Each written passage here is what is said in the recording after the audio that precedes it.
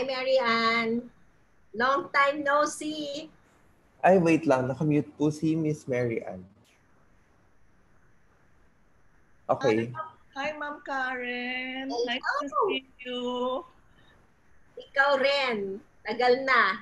Oo, it's been 2 months that I have been inside the house. Yeah. True. Tayo lahat. Oo.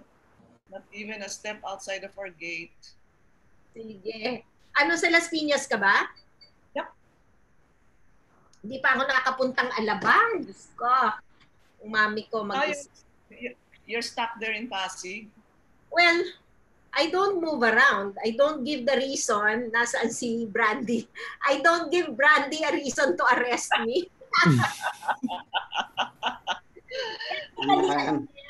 Pero, you know, kaya nga ano yan eh, technically I can. But you're holed up in your house in Pasig. Nandito ako sa Pasig. But you know the irony of it all, that's why I avoid going out. It's like, syempre, quarantine pa sa asawa ko. Diba? Kasi government naman ako, when I'm called, I can just show my ID. Pero wala akong proof of address dito sa Pasig. So pag hindi ako pinayagang pumasok dito, diretso ako sa Alabang because all my IDs are Alabang. Oh, I see. My billings are in Alabang. So, oh my God. Kasi naman, weekend, ano ko naman yun eh. Doon naman ako Sige, sabay na tayo. Pakipost nga yung ano. Do we have a program, right, Aaron? Yes po. Pakipost nga sandali. Okay, wait lang po. Para lang ano.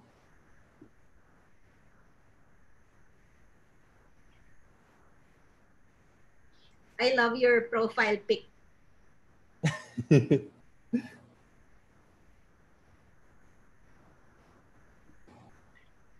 Wait lang.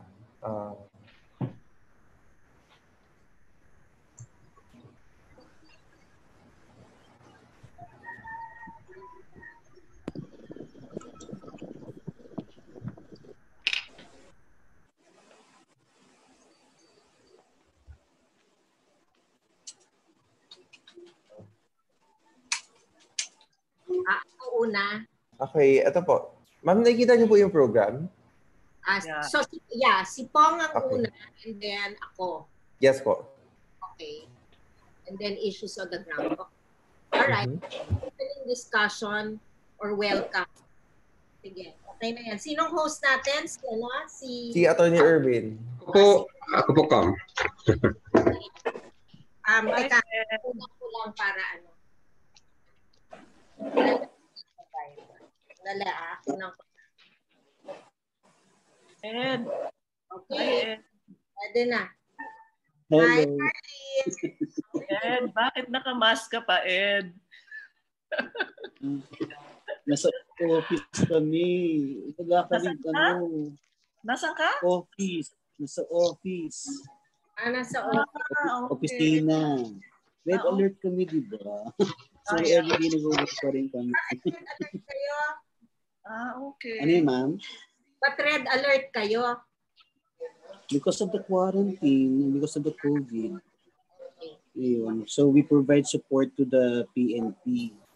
Kasi dahil nga law enforcement ng operation. So, kasama kami sa ano, we support the PNP sa mga checkpoints. Okay.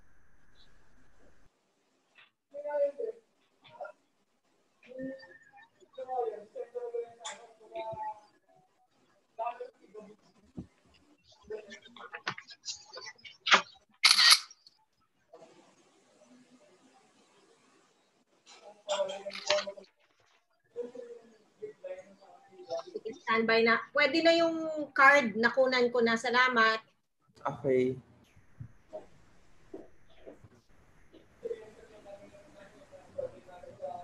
I will start admitting CSO and CHR regional offices participants na po. Aaron? Yes po. Alin dito ang kay doon sa dalawa? Kay General Brady? Yung policies po. Okay. Policies. Laws and policies. Okay. Opo.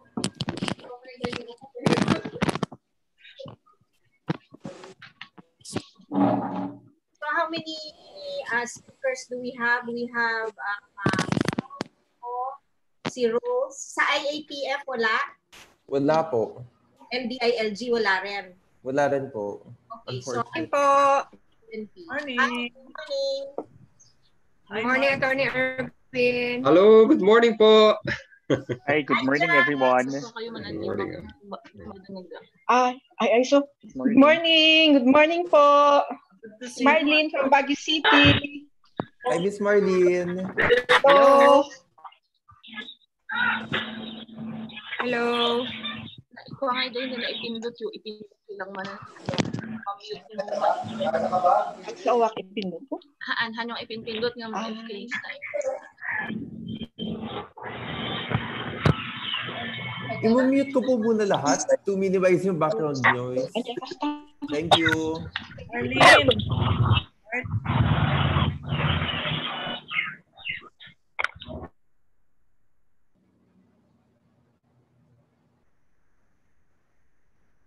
You can just unmute yourselves naman po kung magsasalita. Pero for now, nakamute po lahat. Okay. Marlene.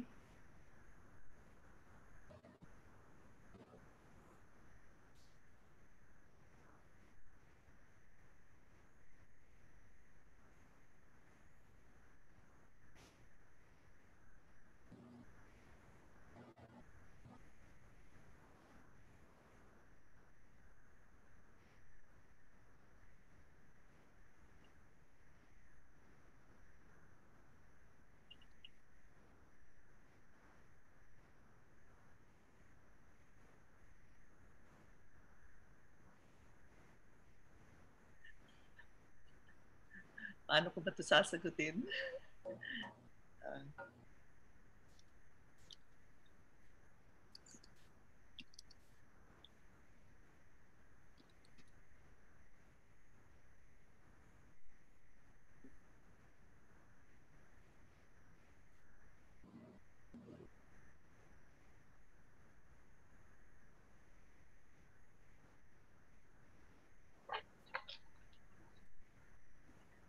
Kasama naka-mute. No, adat ka sa uyo dito, i-mute yun. Kung handa ngayon. Aaron, Yes po. can you send me sa Viber yung final Nga concept? may mayat nga i-mute yun. Nuhan kayo. Sa ungay tapnuhan handa nga madungag ti background noise dito eh. Ano po? Sorry, ma'am. Yung final concept note. Marlene, i-mute Okay, mo sige po. Nakamute po lahat.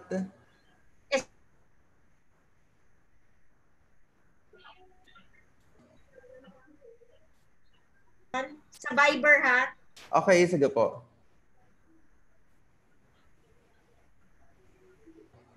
Hi, Marlene.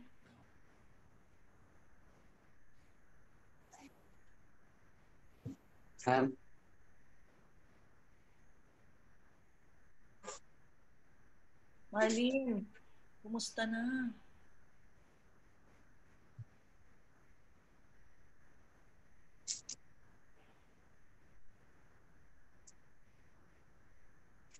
Udlo kayo, udlo.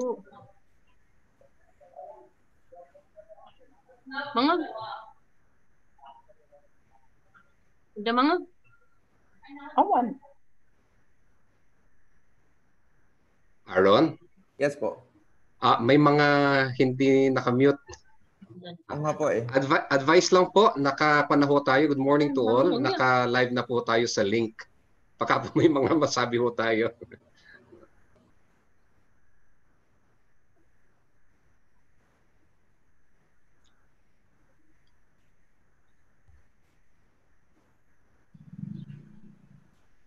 Hello po. Naririnig niyo ako? Yes, Miss Rose. Ay, hello. Yes, ma'am. Yes, ma'am. Hello, Ma'am Marlene. Kumusta? Long time no see. Oo nga, ma'am. Fine po. Fine.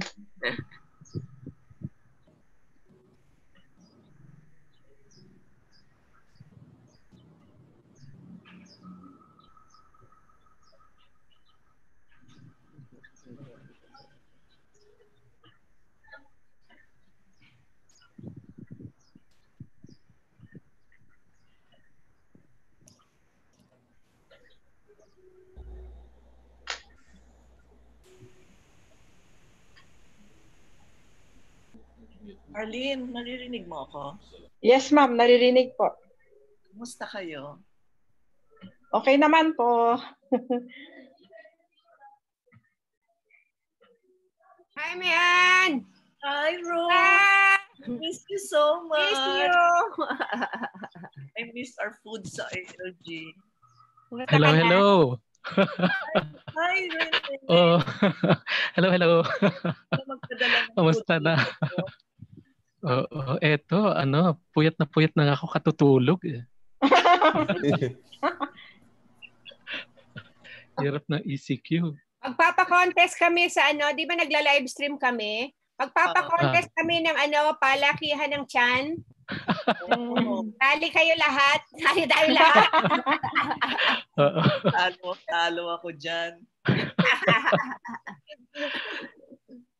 Nasa office ka, Rose?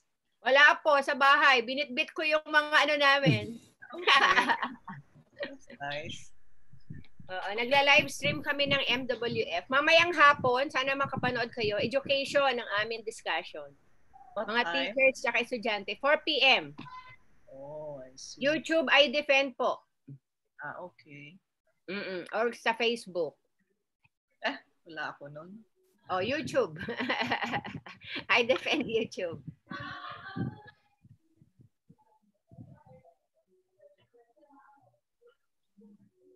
Sana maraming umaten, sana maraming pumasok.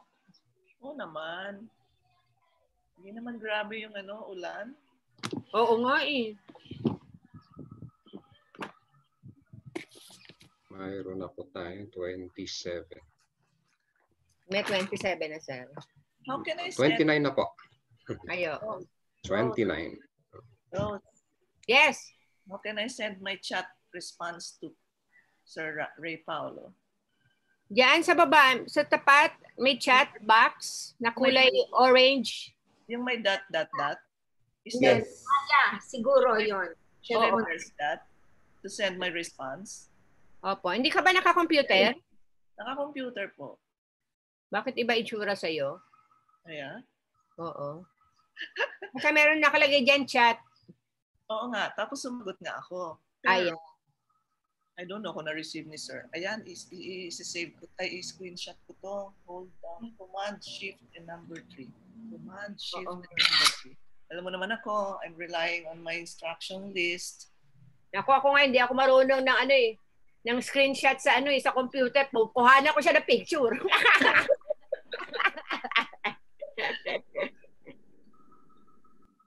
Akala mo ikaw lang mahina sa sa techie. Ako hindi rin ako marunong. Ako super hina. I have my notebook here. Talaga?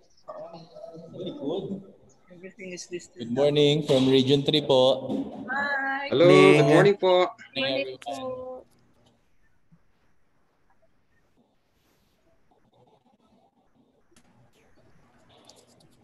Pwede nyo po i-rename yung sarili nyo to better identify yourself. Kunwari, name/organization po.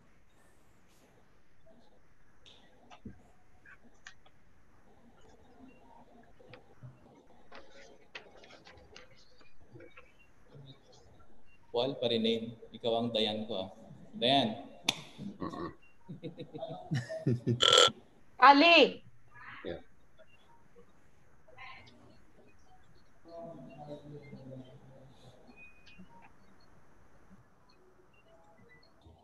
Anya ka no, i-rename ka no di organization. Kasano nga i-rename? Ako na lang mag-rename sa'yo, Miss Marlene. I-mute mo. Ha? I-mute mo, no? O sige, thank you, Iron. Okay.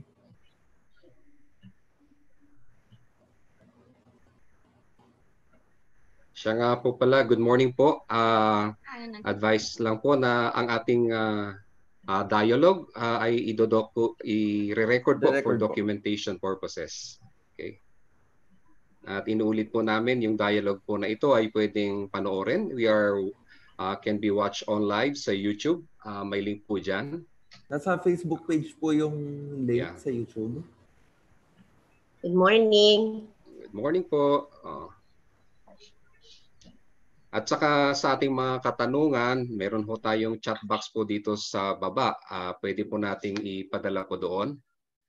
At may mga nagmo-monitor ho tayong mga kasama. At yung mga pare-parehong tanong po ay i-cluster na lang po para mas mabilis ang ating talakayan mamaya. Thank you po.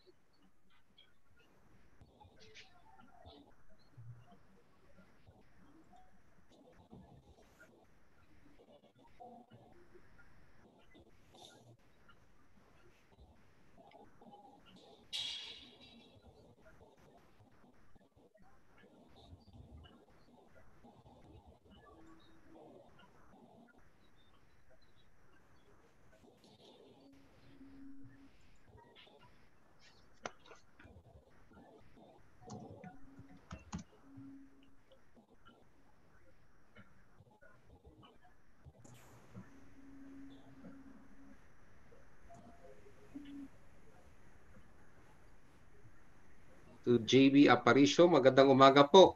Dumadaan na nga ho, naglandfall na po ang Ambo. Papunta na ho tayo, papunta na sa Manila.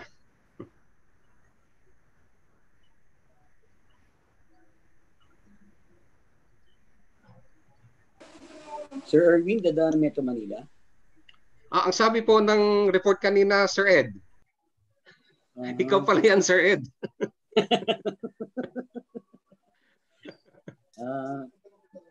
Baka mag-suspend ng uwi na kami. Number 2 po tayo. Signal number 2 po ang Metro Manila. Okay. Just here po, standing by. Thank you. Sige po. Hello, Sir Ed. Hello. Miss you. Hello, Rose. Hello. Hi, Ma'am Jasmine. Hello, sir. Asan si Ma'am Jasmine? Bakit di ko nakikita? Kita ko si Mayan, si Pong. Oo nga eh. Ayan. Ka lang sa officer? Yes. Virtual merienda na rin. Sir Ed, yung letter namin, natanggap nyo ba? Yes. We're waiting yung response ng ng battalion dun sa sige. Mamaya pag-usapan natin pagkatapos. Okay. Thank you. Sige.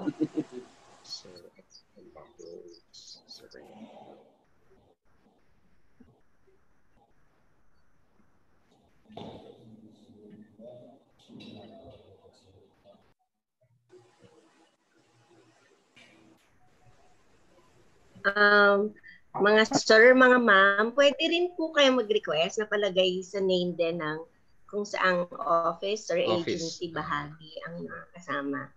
Salamat po. Paano ba yun nilagay? Inantay ko si Bing. Si Bing na lang tagapag-asa ko. Good morning na lang ako. Good morning.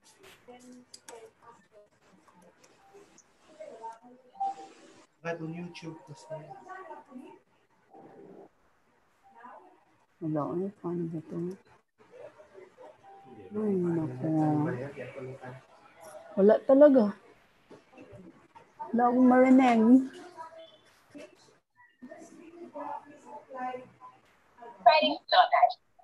Pag-mute kasi siya, oh. Okay.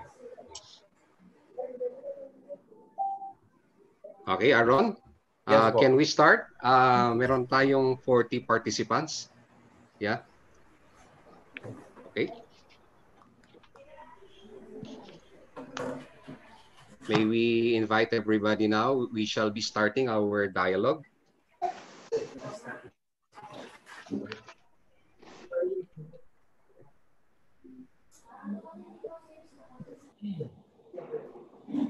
Andun si Mang.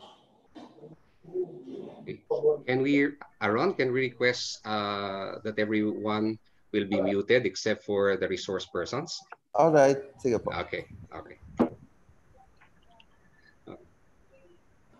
Magandang umaga po sa ating lahat. Makulimlim ang ating kalangitan, no, dito sa Metro Manila at mga karatig na mga... Ay, wait. Sorry, na-mute ko.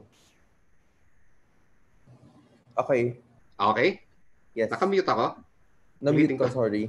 Okay na po. Okay, magandang umaga po sa ating lahat. Makulumlim ang ating kalangitan. Dumarating na po si Ambo. Pero magandang umaga po sa ating lahat and welcome to our community-based dialogue online.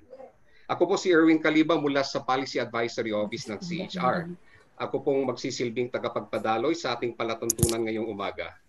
Kasama ko po sa pagpapatakbo ng ating dialogue sina Director Gemma Porhinog ng Policy Office, Aaron Cayabyab na naging punong abala sa ating paghahanda, at ang Stratcom na pinumumunuan ni Sir Mark Siapno.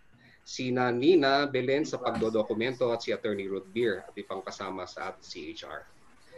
Ngayong araw ang ika-2 buwan ng ating ECQ. Magugunitan natin na nagdeklara ng quarantine sa NCR. Ngunit ito ay pinalawig sa buong Luzon noong March 15, 2020. Marami tayong naging karanasan, magaganda at meron ding mga hamon, lalo na sa impact ng ECQ sa ating karapatang pantao. Pero bago tayo formal na mag-umpisa, nais kong banggitin ang ating mga resource persons sa ating dialogo. Una po si Sir Rene Clemente ng Alternative Law Group. Nakita ko andito na kanina si Ma'am Rose Trajano, of course, ng PARA. Commissioner Karen Gomez Dumpit, Brigadier General Brady Usana. Sila po yung magsisilbing resource persons natin ngayong umaga. Kasama din po natin ang si Major Edward Exquivias ng AFP Human Rights Office. At tayo po, ang mga participants ay mula sa iba't ibang opisina at regional offices ng CHR, mga miyembro ng iba't ibang civil society organizations kabilang ang ALG, PARA, Ateneo, Human Rights Group at iba't iba pa. Okay. Paalaala lang po, ang session po natin nasabi ko kanina ay recorded for documentation purposes. Also, the dialogue may be watched live on YouTube. The link is posted now at the CHR Facebook page. Okay. And also there's a chat box. Nakikita natin sa baba ng ating screen. Ang mga participants ay pwedeng magpadala ng mga tanong doon. At pagkatapos po ay ito ay igugrupo kung pare-pareho yung mga tanong para sa mas mabilis na talakayan. Okay. To start with the program, may I invite the program officer of the Alternative Law Group, Groups and the focal person for the CBD project to give us a background of the CBD. Let us all please welcome Sir Rene Clemente of the Alternative Law Groups. Sir Rene. Good morning po sa lahat. Hopefully ay matiwasay tayong lahat at safe. Actually, nag-prepare ako ng PowerPoint presentation. Kung pwede i-load. Alright, sige, i-share ko po.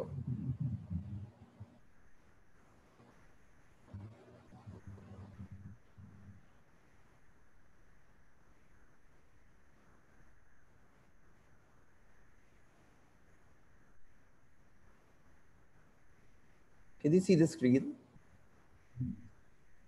Hindi pa. Hindi pa.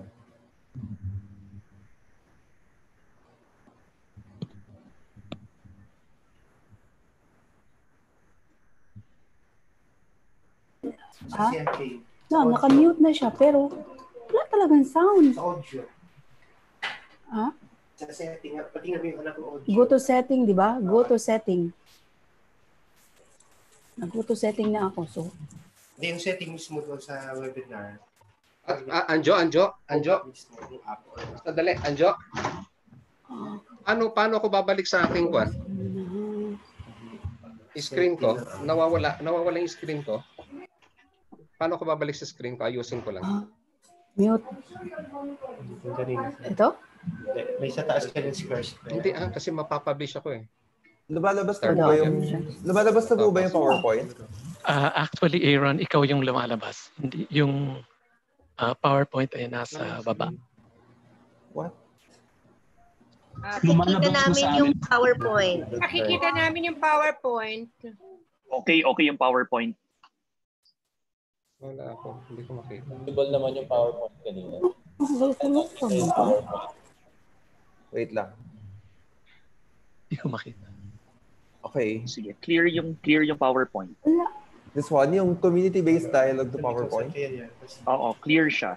Alright. Naka-full screen ka na PowerPoint. Sige. Okay. Hindi. Okay na po. Siya. Basta ako. Paano ko makita sarili ko dyan?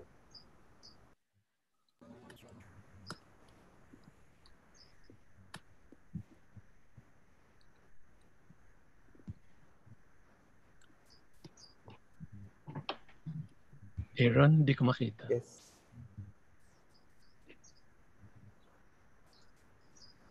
Clear siya. Clear yung PowerPoint? Clear. Sir Pong, can you see it? Hindi eh. Teka.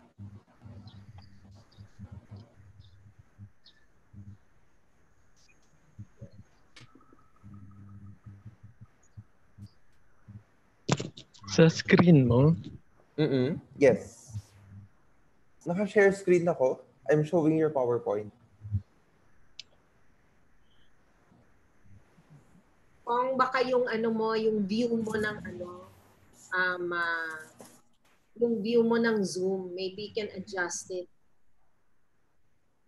Sa sa upper right siguro, makikita mo there are boxes. Baka nandun. Kaya hindi mo makita yung PowerPoint.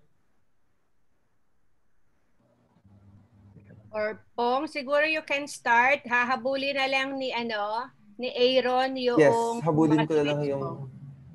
Okay, sige. Yung first screen, Aaron, ipa-prompt na lang kita kung mag-change screen. Pwede? Okay, sure. Sige. So, ang ipaprovide ko ngayon ay isang overview ng CBD project. Yung CBD ay short for Community-Based Dialogue. So, yung title ng project, makikita dyan, medyo mahaba. Pero ito yung nag-encapsulate kung ano yung gusto talaga mangyari ng project. So basically, ang gusto mangyari ay magkaroon ng dialogue on human rights promotion and protection between the civil society and security sector. Next slide. So yung next slide, Aaron, okay na? Yes. Sorry, hindi ko nakikita eh. Blind project ako. Partners. So we will look at the project partners. Next slide, please. So ang ALG, yung lead implementer ng project, and may mga partners siya. It's being co-implemented, jointly implemented, together with the AFP through the Human Rights Office. At one point, we were also talking with the J7 and the J8, yung PNP rin through the Human Rights Affairs Office o yung HRAO, tsaka yung DHRDD or the Directorate for Human Resource and Doctrine Development. We have the Commission on Human Rights, the Philippine Alliance on Human Rights Advocates, and the project is supported by the Hans Seidel Foundation of Germany. Next slide, please. So I will be giving some information about the project. Next slide. Yung project ay nagsimula bilang isang eksperimento. Nung sinimulan yung project, yung mga partners actually hindi namin alam kung lilipad ba yung project o magpa-flop ba. Yung in 2008, ibang-iba kasi yung sitwasyon. Time ito ni President GMA, maraming EJKs, maraming rallies, medyo magulo. Pero the partners took a chance on this project. Experiment. Titingnan lang namin kung if it will make things a little bit better. In fact, nag-agree nga mga partners na if the project made matters worse, halimbawa, mas maraming friction, then we can call the project off. Pero thankfully, with a combination of good luck, tenacity, determination, and the right people in the organizations, the project was able to move forward. Next slide, please. So after more than 11 years of implementation, we are now in the more than 11 years. We have already undergone 5 phases. we are currently in the first year of Phase 5. Phase 5 is 2020 to 2022. Next slide, please. So may tatlong malaking hamon na hinarap itong project. Unang-una, to bring together the security sector and CSOs in one room together. And you could imagine, back in 2008, medyo mahirap talaga siya gawin. Medyo mataas ang distrust, medyo uncertain ang isa't isa, gaano ka-sincere ba ang mga grupo na ito. And yung second challenge was to talk about the hottest issue of that time, to talk about human rights. And number three, as if that wasn't challenge enough, we wanted them to discuss all how to cooperate to address the issues. So, ano naman tumuloy naman yung project, and there have been some significant milestones and successes. Sige, next slide.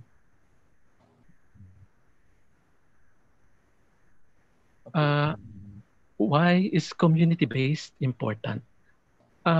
So, naisip namin na talaga ang pagiging community-based ay napaka-importanteng bagay because many things may be happening at the national level, but it is a lot easier for the local stakeholders to get together to discuss their issues.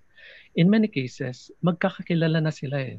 Yung iba maaring relatives, friends, classmates, neighbors, o magkakilala sila sa trabaho.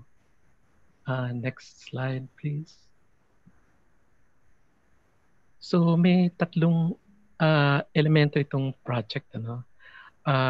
Number one, yung CBD, yung mismong mekanismo ng community-based dialogue kung saan representatives of the AFP, PNP, CHR, CSOs, and other local stakeholders will come together to discuss the issues and come with plans to address them.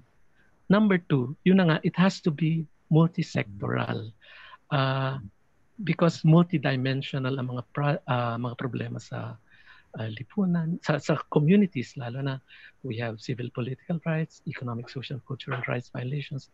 So we wanted a multi-sectoral group to discuss them. So importante na magtalaga ng core group. And then the core group can bring other local stakeholders depende dun sa nature of their projects. Important din ang regional peace and order councils at saka regional development councils dahil these can help in addressing the issues that are being brought up. Third, important ang may cooperation. So building trust to be able to work with one another through the dialogue and listen to one another. Sige po, next slide. Bakit importante ang pagdadialogo? Pag hindi nag-uusap kasi ang mga tao, mahirap talaga mag-come to a resolution ang mga problema. The project believes that through open dialogue, a lot of the issues and concerns can actually be discussed and addressed. So napakasimple ng concept pero sometimes hindi ganun kadali gawin. Sige, next slide. So may mga ilang major activities yung mga project. So ito yung mga major activities lang. Sige, next slide. So kung makikita niyo yung parang fan from the lower left, ito yung iba-ibang klase ng mga activities na ginawa ng project as it evolved. Yung una, yung mga community-based dialogues. For the first two phases, ang ginawa ng project is go from region to region, nagkakaroon ng mga regional or provincial level dialogues. So yun, at yun yung start talaga ng project. So yung number two, nagkaroon naman ng top level and regional level policy dialogues. So ito yung mga venue to discuss issues which require attention by top leadership of the agencies. So nagkaroon ng ilan yan, mga 7 na top level and ilang mga regional level. Third, coordination with the CHR. nung unang nagsimula ang project in 2008, the CHR was not yet a project partner at that time. Pero we soon realized that the CHR is actually one of the most important stakeholders that need to be a part of the project.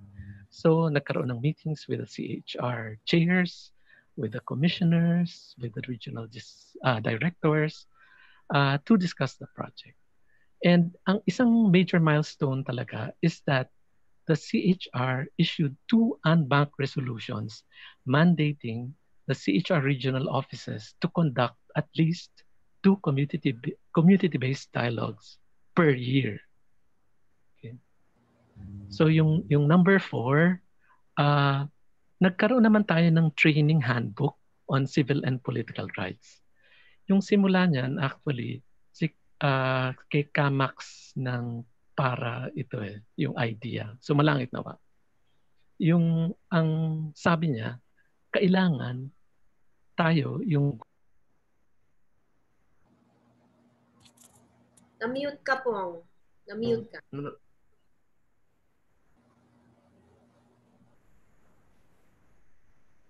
Pong, you're on mute.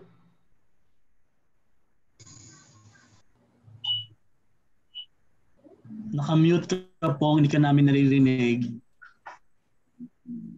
Naka-unmute na siya. Oo, kaya lang hindi ko marinig. Naka-mute pa rin, no? Nakikita ko si Pong naka-mute.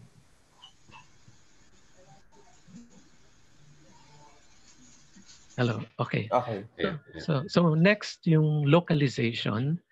Ang gusto natin mangyari ay magkaroon ng community-based dialogue mechanism in the areas, in the regions. So mangyayari yan by the formation of a core group, binom composition, AFP, PNP, CHR, CSOs, and then depending dun sa issues, other local stakeholders can be asked to come into the core groups. Next, for phase 4, in-expand yung coverage ng project to include economic, social, and cultural rights. So we tapped the expertise of 4 ALG members to draft the modules. Yung sa agrarian reform, we tapped kaisahan. Yung sa indigenous people's rights, we tapped the Tebteba Foundation. Yung sa labor rights, we tapped Saligan, and yung sa mining was LRC. So we also conducted many trainings on economic, social, and cultural rights. Sige, next slide po. So what we hope to achieve is magkaroon ng isang working CBD mechanism kung saan yung core group regularly meets to discuss the issues at gumagawa ng mga plano to address them. And better relationships come about as a result of the regular meetings, and the issues are being addressed through the conduct of the CBDs and other activities. And hopefully this leads to an improvement of the general situation as the issues are being addressed. Next slide po. So, challenges. So, lahat naman ng projects ay may mga challenges. And ito yung importanteng challenges na kinakaharap. First, we need to continue on with the dialogues. Based on our experience, napatunayan kasi namin na yung dialogue ay isang effective way to resolve issues. Only if the stakeholders are willing to engage in dialogue. Sa ngayon, syempre may added difficulty dahil nasa health quarantines tayo. Pero yun nga, we need to continue on with the dialogue. Paano ma-institutionalize yung mga cities? We're asking them to sign memorandum of understanding so that, as the staff are promoted or reassigned, the institutions will abide by the partnership. Sige, next slide. So another major challenge is really how do we sustain the cooperation despite the changing political landscape, changes in personnel, funding issues, the ongoing health quarantines. Maraming mga factors. Pero, yun nga, the CBD is the seed, and it starts the dialogue process. After that, a lot will now ride on the initiative and determination of the local stakeholders to maximize the CBD approach. Sige, next slide. I would like to put in a word about the online community-based dialogues. Sige, although it has its roots on the CBD project, this online CBD is actually an initiative of the Commission on Human Rights. So we recognize and commend the Commission for taking on this next step in the continuing evolution and story of the CBD project. And it's actually a great way to continue on with the spirit of the project, given the many constraints and restrictions of the ongoing ECQs. Sige, next slide. Sige, our philosophy is simple. With a working CBD in place, the need for outside intervention becomes less, and there will be an improvement in the general situation as the issues and concerns are being addressed. Sige, for the project, I must admit that it has not been smooth sailing 100% of the time. In fact, there were times na medyo mahirap yung pinagdaanan. But for the dialogues to proceed, we must recognize our individual roles. We have to recognize that it is the role of the CHR to be the watchdog of the government. And we must recognize that it is the role of civil society to report violations and abuses and to complain so that the government and security sector can act on them and correct them.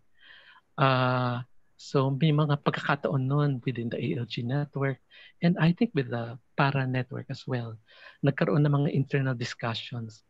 Ano, tutuloy pa ba tayo sa project na to? Baka kasi medyo mahirap kasi yung mga pinagdadaanan. But one sentiment is that we have to do this because dialogue is a lot better compared to other actions which tend to be combative and puts the security sector in a defensive mode.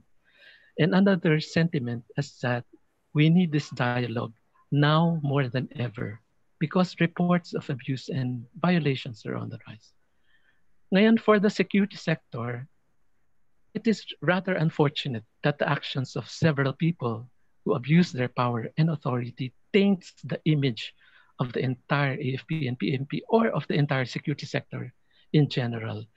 And that is really sad because in the course of this project, we have known there are many good people in the security sector. And we have to recognize that. We have to recognize that the AFP and PNP are the duty bearers and they are duty bound, mandated. They have sworn to protect and serve the people. So let us listen to the people when the complaints are coming in. You know, good things will result if all of us are willing to listen. It will allow us to improve our services and concentrate on our individual mandates and roles. Sige, next slide po. So, I've mentioned a lot of things, but the essence of the project is really just dialogue, sitting together in dialogue. At pag-usapan ang mga bagay. Somebody once said that 2 monologues do not create a dialogue. And this is very true. We have to listen to one another through the dialogue and act on the issues. So dialogue enables yung action to happen. It all begins with a dialogue. Next slide. So I hope the project overview not only gives you an idea about the project, but it also sets a tone, a positive and hopeful tone for the online CBD. Let us help one another and act as one to achieve a better community and a better society. We wish everyone a productive and fruitful morning. Thank you very much. Okay. Thank you very much, Sir Pong, for that background on the CBD. Nasabi po nga niya, the dialogue is a better form to address our concerns and issues. sabi nga, better than adversarial or a combative approach to address our issues. And to further contextualize us into this dialogue, magbibigay po ng pangbukas na panayam, no? Siya po ay halos 3 dekada nang naglilingkod sa Commission on Human Rights at bago siya hinirang na commissioner ay naging kauna-unahang direktor ng CHR Child Rights Center. Sa pakikipagtulungan sa DSWD at Council for Welfare of Children, maraming mga batang nailigtas dahil sa bitay dahil sa pagtatatag ng minority age or establishment of minority age. Naging tulay din ng kooperasyon sa DSWD at CWC sa pagpapasa ng Republic Act 9344 or Juvenile Justice Act. Nag-advokasya din siya at nagsaysay ng mga karapatan ng mga nasa piitan o persons deprived of liberty. At dahil dito ginawaran siya ng CBCP ng gawad paglilingkod. Mahalaga ang kanyang naging papel sa pagkakaroon ng ugnayan ng CHR sa UN Human Rights Council at iba't ibang treaty bodies. Ladies and gentlemen, let us all welcome our beloved Commissioner, Commissioner Karen Gomez Dumpit. Thank you very much, Erwin. And maraming salamat sa inyo ngayong umaga. I would like to, of course, welcome you all to the first online community-based dialogues on the implementation of quarantine. Of course, I'll be remiss in my duty if I don't also acknowledge the fact, as Pong already said, this initiative is an offshoot of the project of community-based dialogue sessions on human rights promotion and protection between, of course, our security sector, the armed forces of the Philippines, and also the Philippine National Police, as well as civil society organizations and local communities. And it has been, 12 years that we've been doing it with the Commission. I think it's 11 years, as Pong already mentioned. So just to also acknowledge our partners who are present today. Of course, alternative law groups, the Philippine Alliance of Human Rights Advocates, the Hans Seidel Foundation, of course, the Armed Forces of the Philippines through the AFP Human Rights Office, and also the Philippine National Police through the PNP Human Rights Affairs Office. I'd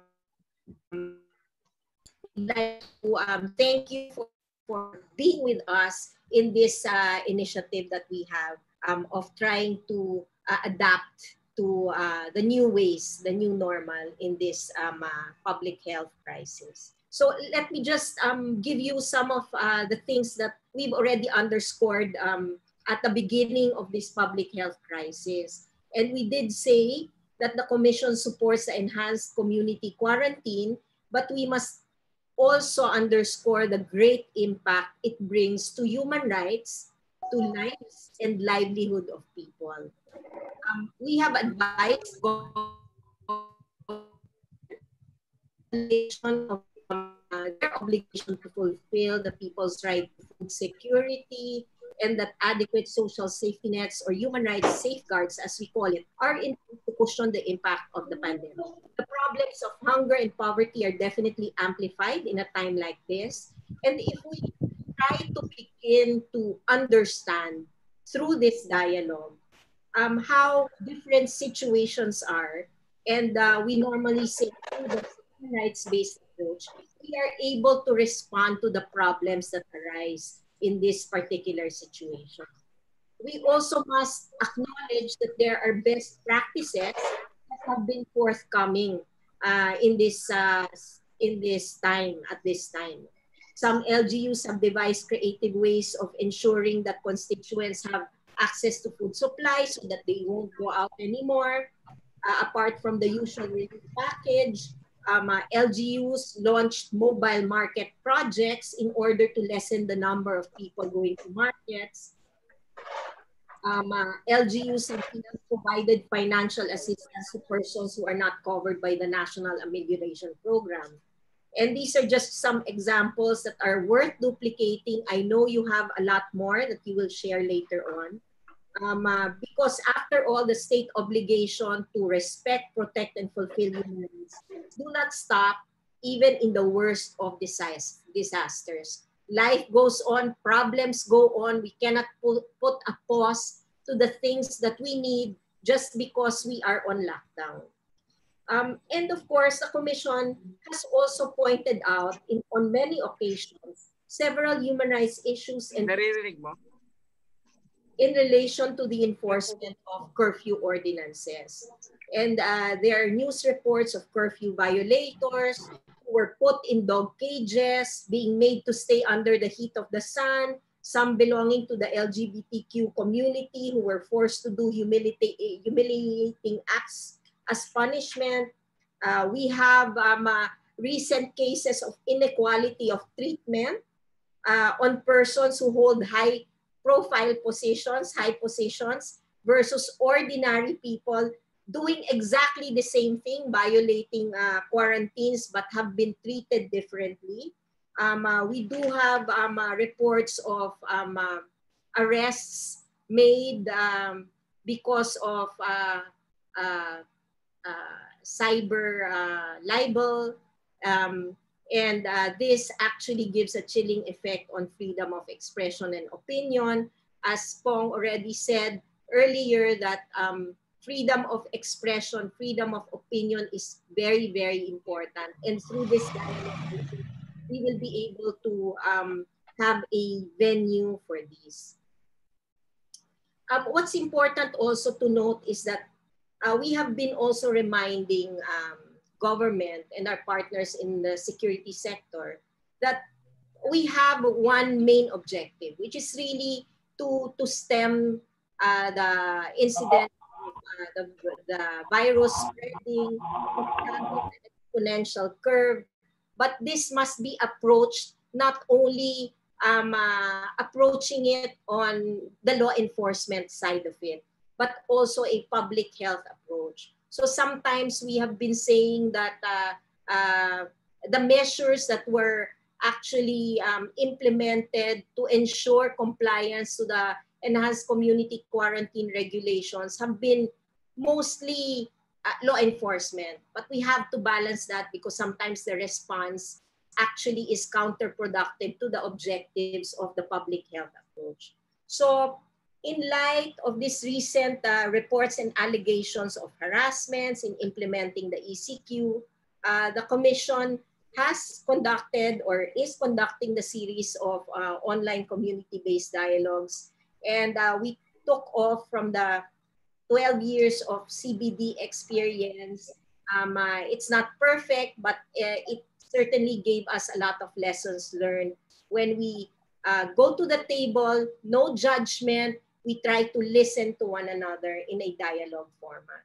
So pursuant to the resolutions that have been issued by the Commission, institutionalizing the community-based dialogues platform, we are able to conduct this today. So allow me, as a last note, allow me to just give you the objectives for this particular section. And it's really to convene a dialogue among duty bearers, human rights defenders, and other stakeholders to address pressing issues and concerns that I have raised earlier. Of course, we need to engage civil society. The Commission acts as a bridge between civil society and government with civil society. So we need to gather the insights from civil society for grassroots-based proposals on human rights issues surrounding the implementation of the ECQ. And again, provide a venue for these organizations and advocates to raise concerns, specific concerns, and identify and discuss the issues with the security sector. We need to clarify different policies adopted by the Interagency Task Force on Emerging Infectious Diseases, the IATF, and the National Task Force on the Implementation of ECQ. Unfortunately, they won't be able to be with us today. We did invite the ILG and a member of the IATF, but pressing concerns also prevented them from being here today. But rest assured that this will be properly documented and this will be communicated to the mechanisms that I have mentioned. And of course, the last is to further support the measures taken by government and develop better understanding vis-a-vis its impact on human rights in areas placed under the community quarantine.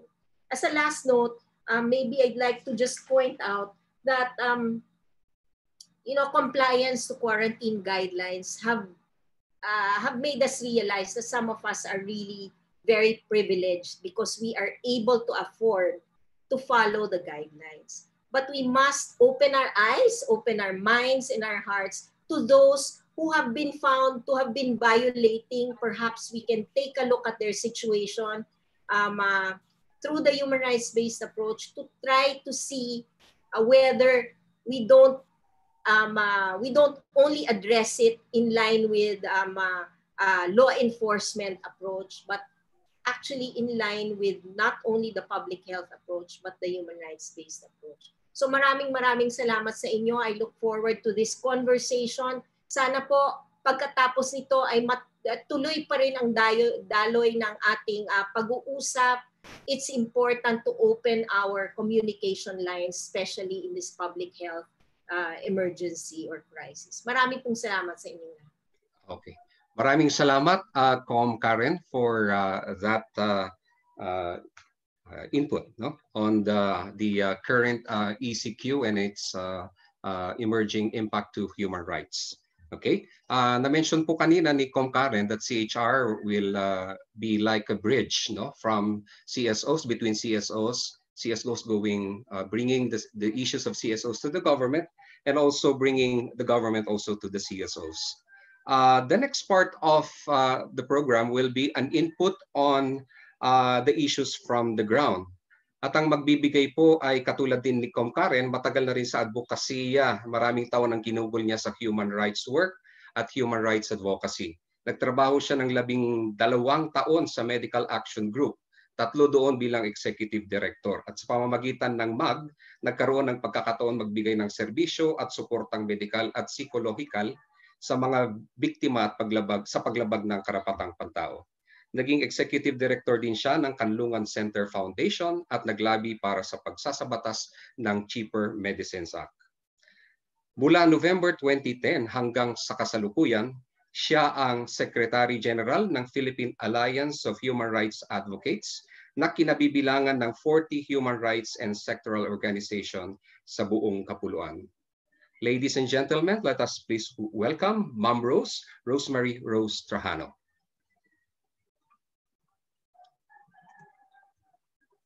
Magandang umaga po sa ating lahat, and I'm very happy to be here.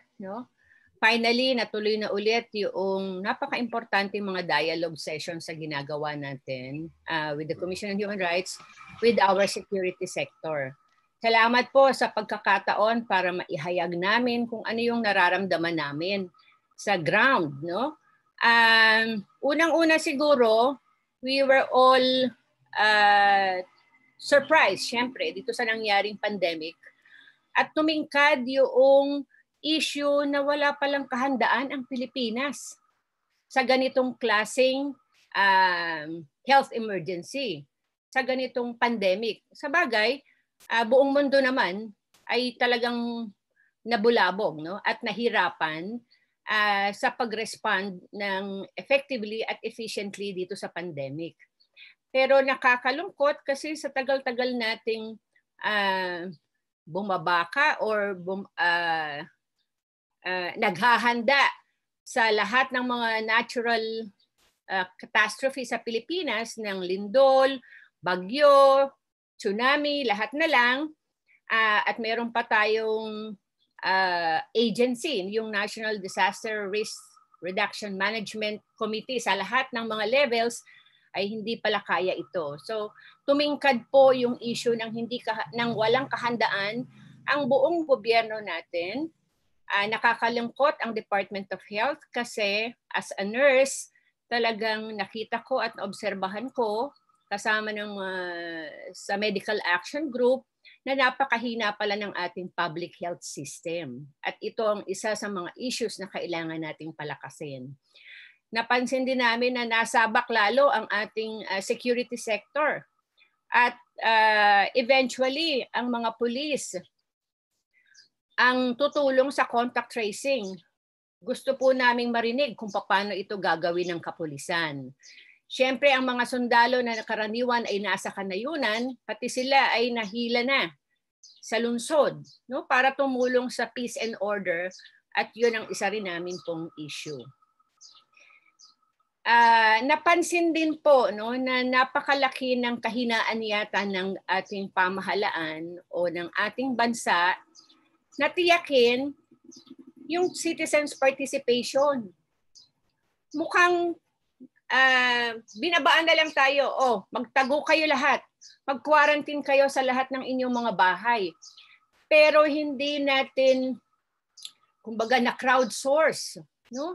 Or na konsulta, ano ba ang pwedeng contribution ng ating lahat ng sektor. Sinasabi natin, this is a whole of society approach, pero parang nakalimutan yung society. Parang government approach lang ang ginawa, no? Ang mga CSOs, NGOs, nagkanya-kanya pong trabaho. Ang private sector, ganun din. Pero napakarami nating mga people's organization, napakarami nating mga tao sa community na nangangapa, paano kami makakatulong sa pagsugpo ng COVID at sa pag-ensure na lahat ng aming karapatan ay naipopromote pa rin. Yun po ang isa namin nakitang mahinang pagkilos. Yung citizens participation ay hindi na-harness. Pangatlo, nasa dilema tayo ngayon na kailangan na yung pagbalik ng ekonomiya. Kasi kumbaga mababankrupt na ang Pilipinas at hindi nakakayanin na magpatuloy ng ayuda. Sa totoo lang po, hindi naman talaga sapat ang naging assistance sa lahat ng mga nangangailangan, especially yung vulnerable sector natin. Pero nasa punto na tayo na kailangan na magbukas kasi kailangan na uli yung economy. Pero hindi naman din nakalatag na maigi yung guidelines natin, how do we protect our health? No? Vis-a-vis yung ating ekonomiya. Nagsasabi na marami na tayong mga mass testing sites, pero hindi po ganun kalinaw yung mga polisiya at saka guidelines kung paano ito gagawin. Natatakot kami sa paggamit ng rapid test. Ito po yung blood testing lang. Lalo na sa ating mga manggagawa, pag nag-umpisa na silang magtrabaho, hindi reliable ang rapid test, ang blood test, kasi hindi nito malalaman kung totoong may virus ang ating mga katawan. No? Gusto pa rin po namin ay yung PCR ang gagamitin. Yung swab test ang kailangang gamitin para matiyak na lahat tayo ay magiging ligtas. Totoo, meron sigurong silang kikitain, pero mas malaki yung gagastusin pagka sila ay tinamaan ng infection. At mas lalaki ang magiging problema natin sa buong Pilipinas. So napaka-importante ng pagbabalanse nung right to health natin, right to be not infected, at the same time, yung pagbalik ng ating kabuhayan. Pang-apat pong issue ay yung human rights violations. Akala namin matatahimik tayo. Akala natin nung nag-quarantine tayo, ay vacation tayo lahat sa bahay. Yung po pala parang lalong dumami yung ating mga trabaho at hindi huminto yung pagdodocument ng human rights violations. Nag-quarantine tayo ng May 15. May 16 po ay gumawa na kami ng network sa ating mga chat groups.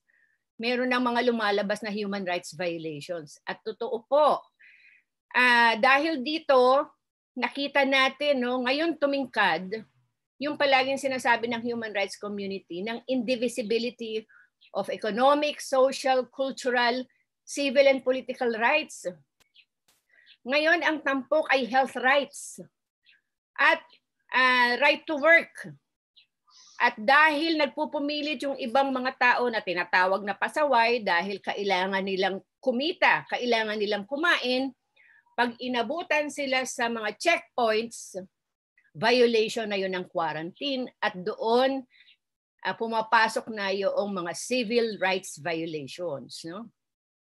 Marami po kaming na dokumento na mga arrest, arbitrary arrest and detention, at mga cruel, inhumane, and degrading treatment. Kasama po ito sa anti-torture law. Akala natin ang torture ay yung mga matitinding mga parusa lamang na physical at mental. Hindi po.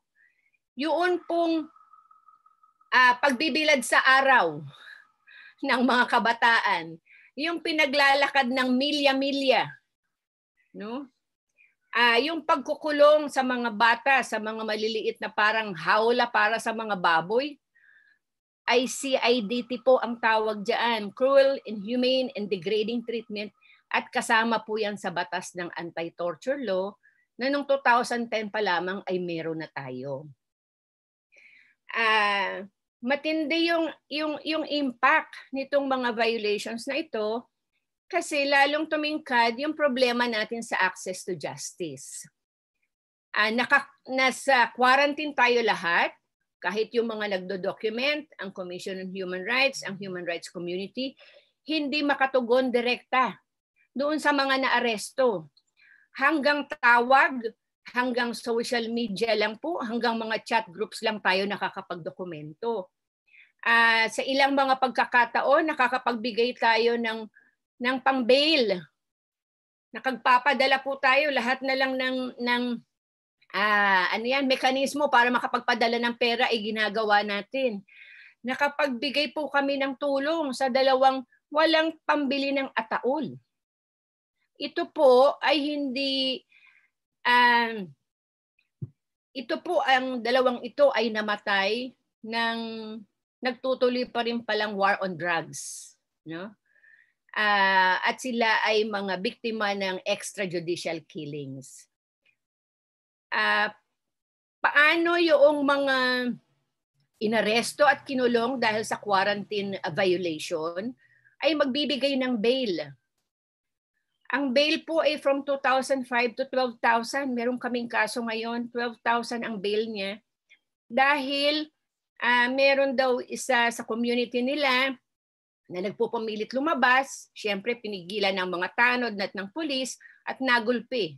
Napalo ng yantok. Itong isa nating anak ng human rights defender ay pinigilan ang pulis at nahawakan niya ang kamay para hindi masuntok. At siya po ngayon ay nakakulong. 12,000 ang kanyang bail. Paano, saan kukuha ng pang-bail itong biktima na ito samantalang niwala nga po silang makain? Minsan lang daw silang napadala ng ayuda na bigas at saka ng sardinas. Wala silang natanggap na financial assistance. So yung access nila sa justice, yung mga lawyers na hindi makalabas, hindi makatulong, at ang korte, ano ba ang uunahin nila? Yung piyansa o yung pagkain ng mga pamilya na naiwan sa kabahayan? Matingkad ang issue rin po ng violation, siyempre, doon sa food assistance, doon sa financial assistance, at doon sa seguridad ng trabaho ng ating mga manggagawa at lahat tayo, no? Especially yung nasa ating informal sector na manggagawa. Mga isang kahig, isang tuka. Wala nang kasiguraduhan kung sila pa ay makakabalik sa kanilang mga gawain. Panghuli na lang po siguro, gusto ko lamang patampukin na bilang from the human rights community, doon po sa aming maraming nagawang mga live stream discussions on human rights, ay nakapag-come up po kami ng 19 na puntos, no, na tinatawag naming COVID-19 or Comprehensive Human Rights Demand para sa pag-aksyon natin against COVID. At ito po ay ipapadala namin sa Interagency Task Force on COVID, sa Commission on Human Rights, sa ating mga mambabatas. No? Ngayong panahon po ay ginagawa na o pinag-uusapan na sa Kongreso yung new normal. Ito bang new normal na ito ay kasama pa rin ang mga human rights violations na tuloy-tuloy. Ang new normal ba na ito ay matitiyak yung ating kaligtasan sa kalusugan at kagalingan ng lahat ng ating karapatang pantao. Ito po ang mga challenge natin ngayon. At sana po sa ating discussion ngayon, kahit ito ay nakasentro lamang sa usapin ng arrest, sana ay makapagbigay din yung ating mga panauhin, yung ating mga kasama from the security sector na PNP at AFP, nung pananaw nila dun sa kabuuang kalagayan natin ng karapatang pantao. Maraming salamat po at magandang umaga sa ating lahat. Okay. Thank you very much, Ma'am Rose, for that very comprehensive parang situation report on what's happening on the ground. Nagbigay po si Ma'am Rose ng 5 sa nabanggit niya. Pero yung yung in-emphasize o binigyan ng puntos, ito yung mga human rights violations na nangyayari sa panahon ng ECQ. Hindi pa ho tayo tapos sa community quarantine hanggang May 30 ang extended. Pero papasok pa rin ho tayo sa GCQ at ngayong binabanggit ni Ma'am na yung new normal. Ano na ang human rights pagdating ng new normal? Okay. Thank you again, Ma'am Rose. Ang ating susunod na resource speaker ay magsasalita tungkol sa mga alituntunin, mga pulisiya at mga batas ng na sinusunod ng ating security sector patungkol sa pag-aaresto. Siya po ay dating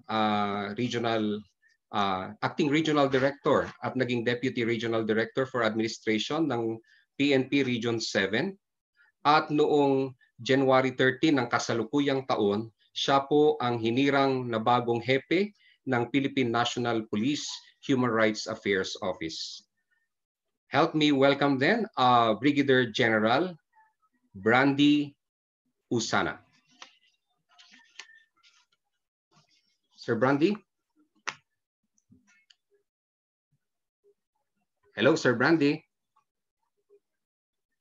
Hello, sir. Wala akong access at yung host yata hindi ako bigyan ng pagkaka-open sa aking video po.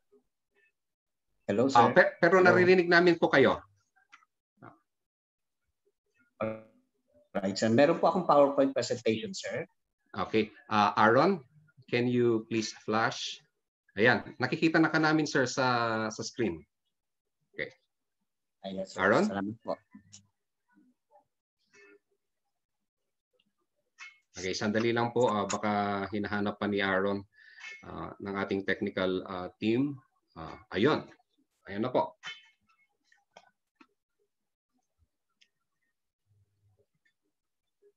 Sir Brandy? Yes, naka-flash na po. Okay. Magandang po sa lahat, lalong-lalo po sa ating Team Commissioner, Ma'am Carmen. Ma'am, thank you for the time that you have extended to the Philippine National Police insofar as this community-based dialogue is concerned, lalong-lalo po sa kabuuan ng bumubuo itong community-based dialogue framework under the sponsorship of the Hans Seidel Foundation, yung partner din po natin sa usapin ng human rights. Bagamat yung time ko naman po sa usapin ng human rights ay napakatagal na rin, this I guess another time for me to spend my remaining career in the service until the time na mag-retire ako dito po sa Human Rights Affairs Office. At natutuwa nga po ako at na-involve pa rin ang HR sa ganitong pagkakataon. Now, sa perspective po namin, nakikita po namin yung implication ng human rights protection dito po sa role ng Philippine National Police. And I guess this has been one of the bones of contention with regard to whether the government is faring well pagdating po sa usapin ng karapatang pantao by way of deploying the instrument ng gobyerno, which is the Philippine National Police. Meron po tayong kapartner ang Armed Forces of the Philippines, bagamat sila nasa supportive role, ang madalas na nasa frontline ay ating mga kapulisan.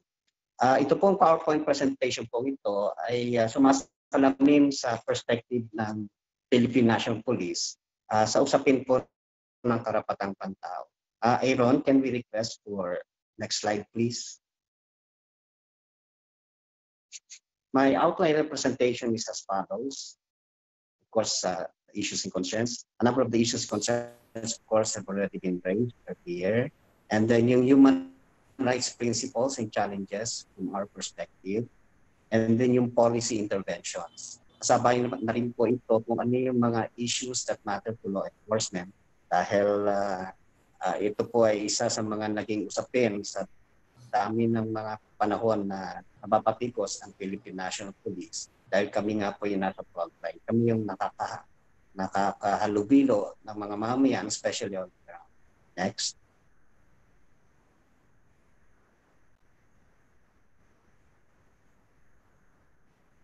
I just would like to share with regard to how we view the issues and concerns, lalong-lalo na sa usapin ng enhanced community quarantine. Kanina po, sabi po ni Ma'am Rose, tama po siya, hindi alam ng gobyerno right away kung ano ang mga pamamaraan, how to respond to this pandemic. And true enough, hindi lang po ang bansa natin, pati na rin ang ibang mga bansa sa mundo, even the advanced countries, medyo nagkaroon din sila ng problema, even curtailing yung mga pag-spread ng virus. No? At aspeto po ng security sector around the world, they themselves were in quandary how to even address the problem from their side. No? Nakita din po natin ng mga instances where even in Europe, as well as in the United States, kanya-kanyang mga problema ang kinaharap at ang gobyerno po mismo ang medyo nagkakaroon din ng problema how to address the issues. And they are using the security sector to ensure na ma-maintain yung societal sanity, as we may consider it, dahil baka magkaroon ng anarchy in the process. Sa US nga po, nagkakaroon mismo ang mga binabatikos doon, yung mga health workers, yun ang nakapagtataka because they wanted to really get out and simply don't care about the implication of the predator virus, which is more dangerous. And true enough, ang US ngayon ang pinakamalaki pagdating sa bilang ng mga nangamatay at bilang ng mga may cases ng COVID-19. Of course, pagdating po sa usaping ito noong unang panahon, nagkakaproblema ho dahil sa hindi nga po malaman kung sino at the helm with regard to managing the problem itself. And of course, from the point of view of the interagency task force, ang Department of Health ang talagang may malaking role pagdating sa mga ganitong bagay. Of course, ang PNP, pumasok na lang po sila sa usapin dahil nga yung implication ng spread ng virus. Kailangan po ma-maintain yung movement ng ating mga mamamayan. Dahil nga po ang pagkakaunawa sa usapin ng virus is ang host ay nagtatransfer from one person to another dahil nga po yung virus ay nagiging nabubuhay, ika nga, sa palipat-lipat na host, lalo na sa mga taong vulnerable. Ngayon, ang isa pong problema talaga na nagkaroon ng repercussions sa relationship between the government and the community, in particular the PNP, ay yung iba-iba at samot-saring mga usapin na lumalabas sa media nga ho. At ito rin ho nag-create ng problema, ng imbalance, lalo na sa usapin ng law enforcement. Dahil nga noong unang panahon, i-determine kung sino yung essential at ano yung mga non-essentials. And we experience a lot of problems on the part of the frontliners kasi hindi na i-communicate properly from the top down yung usapin as regards yung procedural requirements, yung mga bagay na kailangang maintindihan on the ground. Dahil ang mga police officer natin, they had no time for training or even understanding the nitty-gritty of how things will work. No? para sa security sector. So they were just simply deployed there to ensure na ma-preempt yung possibility na mag-spread agad yung virus. That's the reason, in terms of numbers, talagang yung ating troops that were deployed in the areas were given premium, no? And to the extent na pati pamilya nila, iniwan nila right away dahil kailangan po sila naka-expose to mismo kung saan mamimaintain yung movement ng mga tao. Next.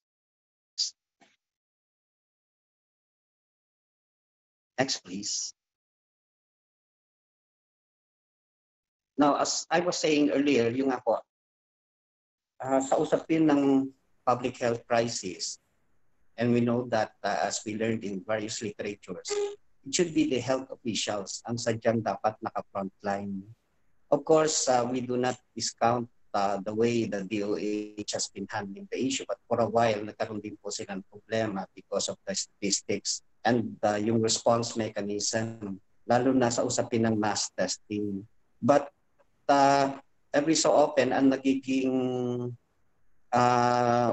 usapin, hindi lang po sa the way we have been handling issues that matter sa ground, ay yung pong role ng law enforcement, in particular the PNP, pagdating po sa containment ng spread ng virus na nagkakos nga ng a lot of troubles for our frontliners.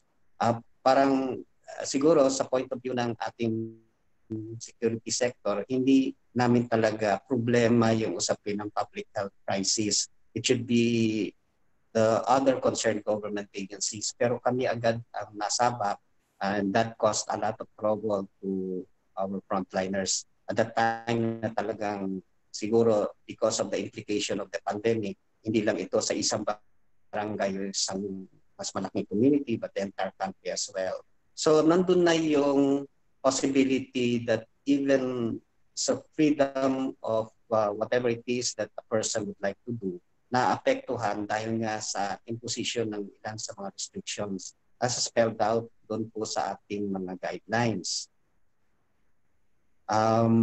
Of course, these guidelines vary from one event or one phase to another, lalo na po na nag-change from initially community quarantine until nagkaroon ng enhanced community quarantine, and then may mga adjustments eventually. At kung titingnan, nagka-taper off yan yung movement, yung mismong restrictions, dahil nga nakita natin na na-maintain na ng mga tao yung ganung aspeto na nandyan ang mga police, kailangan nilang maging responsive. Otherwise, they would face sanctions kung merong mga resistance somewhere. Now, of course, hindi natin maikailan na even our frontliners really suffered, no? Because of the implication of the pandemic. So they are not immune as a result of the spread of the virus, and this actually resulted in the death of 4 of our personnel. And right now, 304 are confirmed to have been positive of the virus itself. And because of too much exposure as well, lalo na itong mga nakaraan napakainit to, hindi lang po siguro yung dahil sa COVID-19, but nakaka-experience din sila ng pagod, ng sakit associated with the summer period. But then again, never na nagkaroon ng ang ating management, ang ating top leadership, ini-encourage pa rin na magpatuloy pa rin ng mahusay na serbisyo because that is what expected of us at the least, and we do not have to lower our guards, lalong-lalo na kung ang inahanap sa amin ng community is to ensure na maproteksyonan din sila, lalong-lalo na sa tinatawag nating mga pasaway. At nakita naman natin ang reaction ng mga mamayan pagdating doon sa mga taong ang hirap din pagsabihan.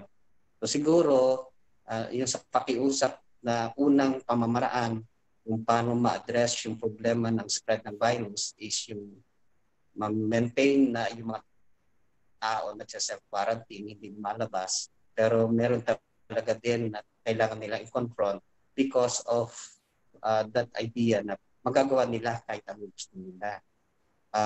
bagamat syempre meron na tayong panuntunan kung sakali mang merong mga pasaway o matitigas ang ulo, meron tayong paraan kung paano sila ma-address by way of enforcing what is expected of our police officers. No? May mga batas po tayo. I-cite ko po later kung ano po yung mga batas po.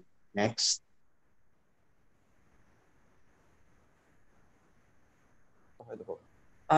Bago po yan, gusto ko lang po i-emphasize na yung ginagawa din ng ating security sector, particularly the police, is still in line with human rights principles that we have been espousing. Of course, sa level po ng ilan sa mga human rights advocates, we do not discount the possibility. There have been a lot of problems associated with the enforcement of guidelines tungkol sa enhanced community quarantine. Ito po yung nararanasan ng mga mamaya na ang ilan dito ay naipapublish or nai-upload pa sa social media.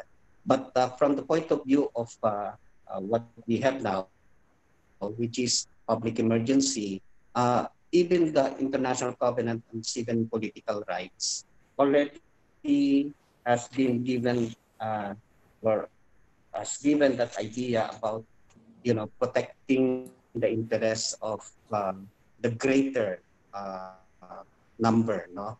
Dito na po pumapasok yung if life is threatened insofar as the nation is concerned.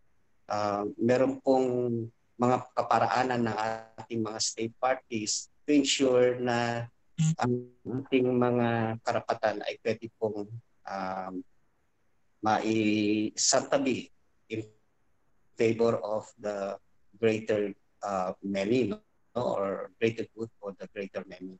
So in this case, under the ICCPR, pwede pong sabihin na in time of public emergency which threatens the life of the nation and the existence of which is sufficiently proclaimed, the state parties to the present covenant may take measures derogating from their obligations under the present covenant to the extent strictly required by the exigencies of the situation, provided that such measures are not inconsistent with their other obligations under international law and does not involve or do not involve discrimination solely on the ground of race, color, sex, language, religion, or social origin. So, in other words, we cannot compromise convenience with or security or public safety with convenience. Why? Because even in times of emergency, sometimes government has to look for a way that breaks the rules, because that is what is naturally expected out of the government. So may mga deviation somewhere just to respond to emergency situations. And usually yung mga rules are set aside kapag emergency na ang namagitan. Of course, yung mga nag-exist ngayon, which is the right to hold opinions without interference, may be subject to certain restrictions from the protection of for the protection of national security or of public order or public health under Article 19 of the ICCPR.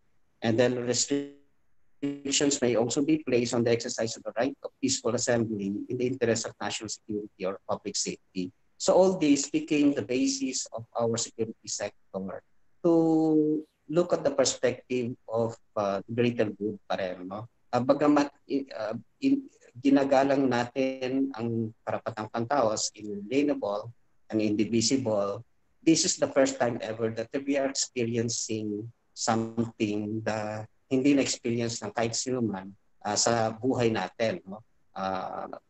Hence, merong mga adjustments somewhere. And I guess even those who are really advocating human rights do have to adjust because of the implication of facing an unseen enemy. Next.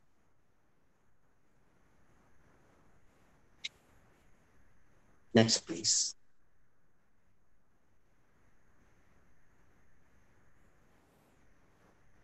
Next, please. So, hence, because of the human rights principles, we consider this, and we get back to state obligation. Yeah. We consider this indeed as a state obligation. And this, of course, is definitely in accordance to the basic human rights principles. And the PNP's interest to protect the public from adverse health and socioeconomic impact of the pandemic through the ECQ and or lockdowns, no, of whatever possible form that even the local governments may have in mind, is still a human right of every Filipino. Bagamat ito yung talagang critical dahil nga po may mga instances na nakaka-experience sa ating mamamayan ng mga possible violations of human rights. This is not meant to be something that are being given as an authority on the part of security sector na gawin na lang without regard to the rights of everyone. In as much as some freedoms are not absolute under these circumstances, meron tayong mga batas, mga alituntunin, mga polisiya na ini-implement just to deliver a clear message na because of the emergency situations, ito po yung mga kailangan nating implement na nag-cause din ng trouble on the part of our people, lalo na doon sa mga ordinaryong mamamayan. Of course, meron tayong Section 9 under RA 11332. Of course, yung RA 11469, ito yung bayanihan, we heal as one, yung general framework ng ating pagresponde sa COVID-19. But yung RA 11332 speaks of how we address yung mga issues associated with the mandatory reporting of notifiable diseases and health events of public concern. So in this case, if somebody is not cooperating to even telling the government authorities that they already have been afflicted with the disease, of course, they do not even know kung sila nga po ay may sakit. Kaya yung contact tracing pumapasok po dito. Meron pong mga prohibited acts under Section 9. Kung kayo po ay napag-alaman na meron pong dinadala ng sakit na hindi nyo nire-reveal because of the implication of spreading the virus, all the others will suffer. Kaya ito po ang ini-enforce namin, lalo na tinatatawag ang police, ng mga DOH, para mag-respond at kunin yung mga tao na na-involve sa mga ganitong prohibited acts. Of course, pag meron pong mga resistance, very clear under Article 151, we are a person in authority. Usually ito po yung na-encounter ng ating kapulisan doon po sa ground. At meron din tayong Article 148 kung talagang susuburin mo isa police or even sort of doing something na hindi na po maganda sa kanyang uniforme, you will already be arrested. There is a saying, your right to swing your arms ends where my nose begins. No? Ibig sabihin, pwede mong gawin ang kahit anuman, pero kapag ito ay nakasama sa rights ng isa pang tao, then you'll eventually be facing the consequences. Of course, we have a number of local ordinances that are being implemented by the police. Ito po ay alam natin pinapasa ng mga different local governments. Kanya-kanya po sila. Pero at the end of it all, hindi po talaga sadyang kinukulong. Kasi kung if you're talking about numbers, kulang na po ang ating SELDA to place these people inside the lock-up cells.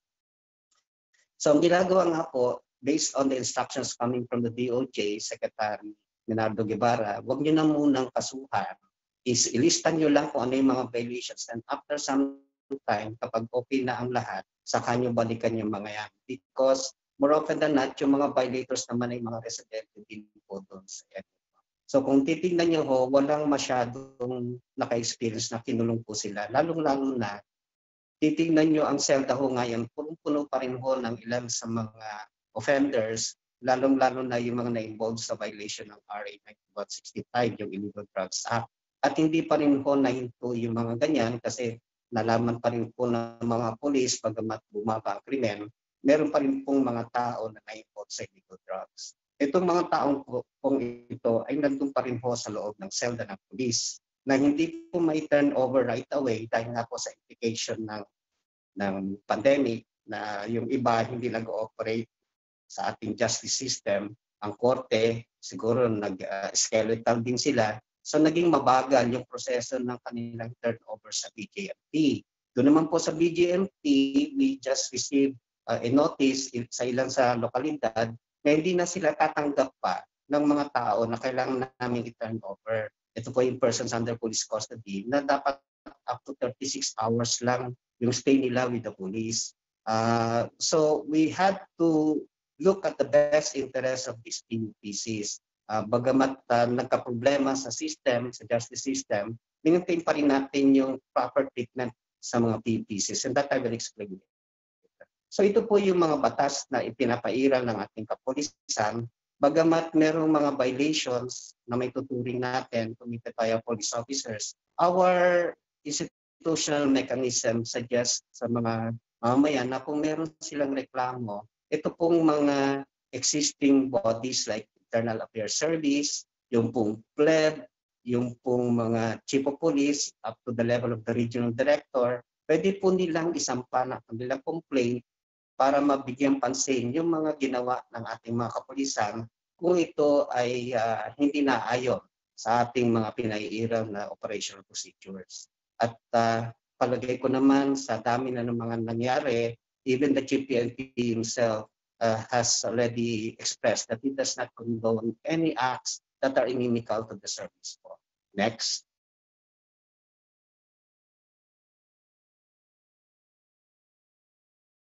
Now, if I just would like to add yung pong ating mga existing mechanisms, meron po tayong current interventions. No? One is yung April 22 memorandum namin. If you recall po, meron pong pronouncement ang ating presidente dahil offshoot po ito ng katigasan nga ng ating mga mamamayan. Nagbigay ng suporta ang gobyerno tapos ipinangsugan, ipinangsabong, ipinanginom.